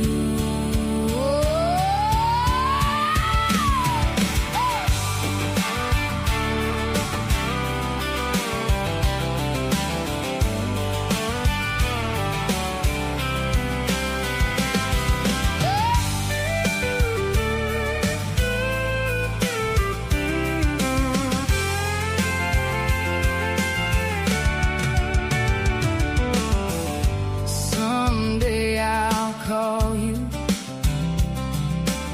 Someday we'll try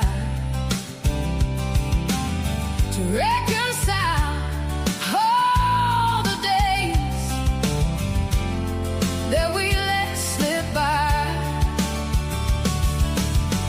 I'll try to forgive you, but I'll never forget. I learned my lessons from all your regrets. So I hope heaven. Oh, I hope heaven. Oh, I hope heaven finds you. Oh, heaven finds you. Oh, yes I do. Oh, heaven finds you.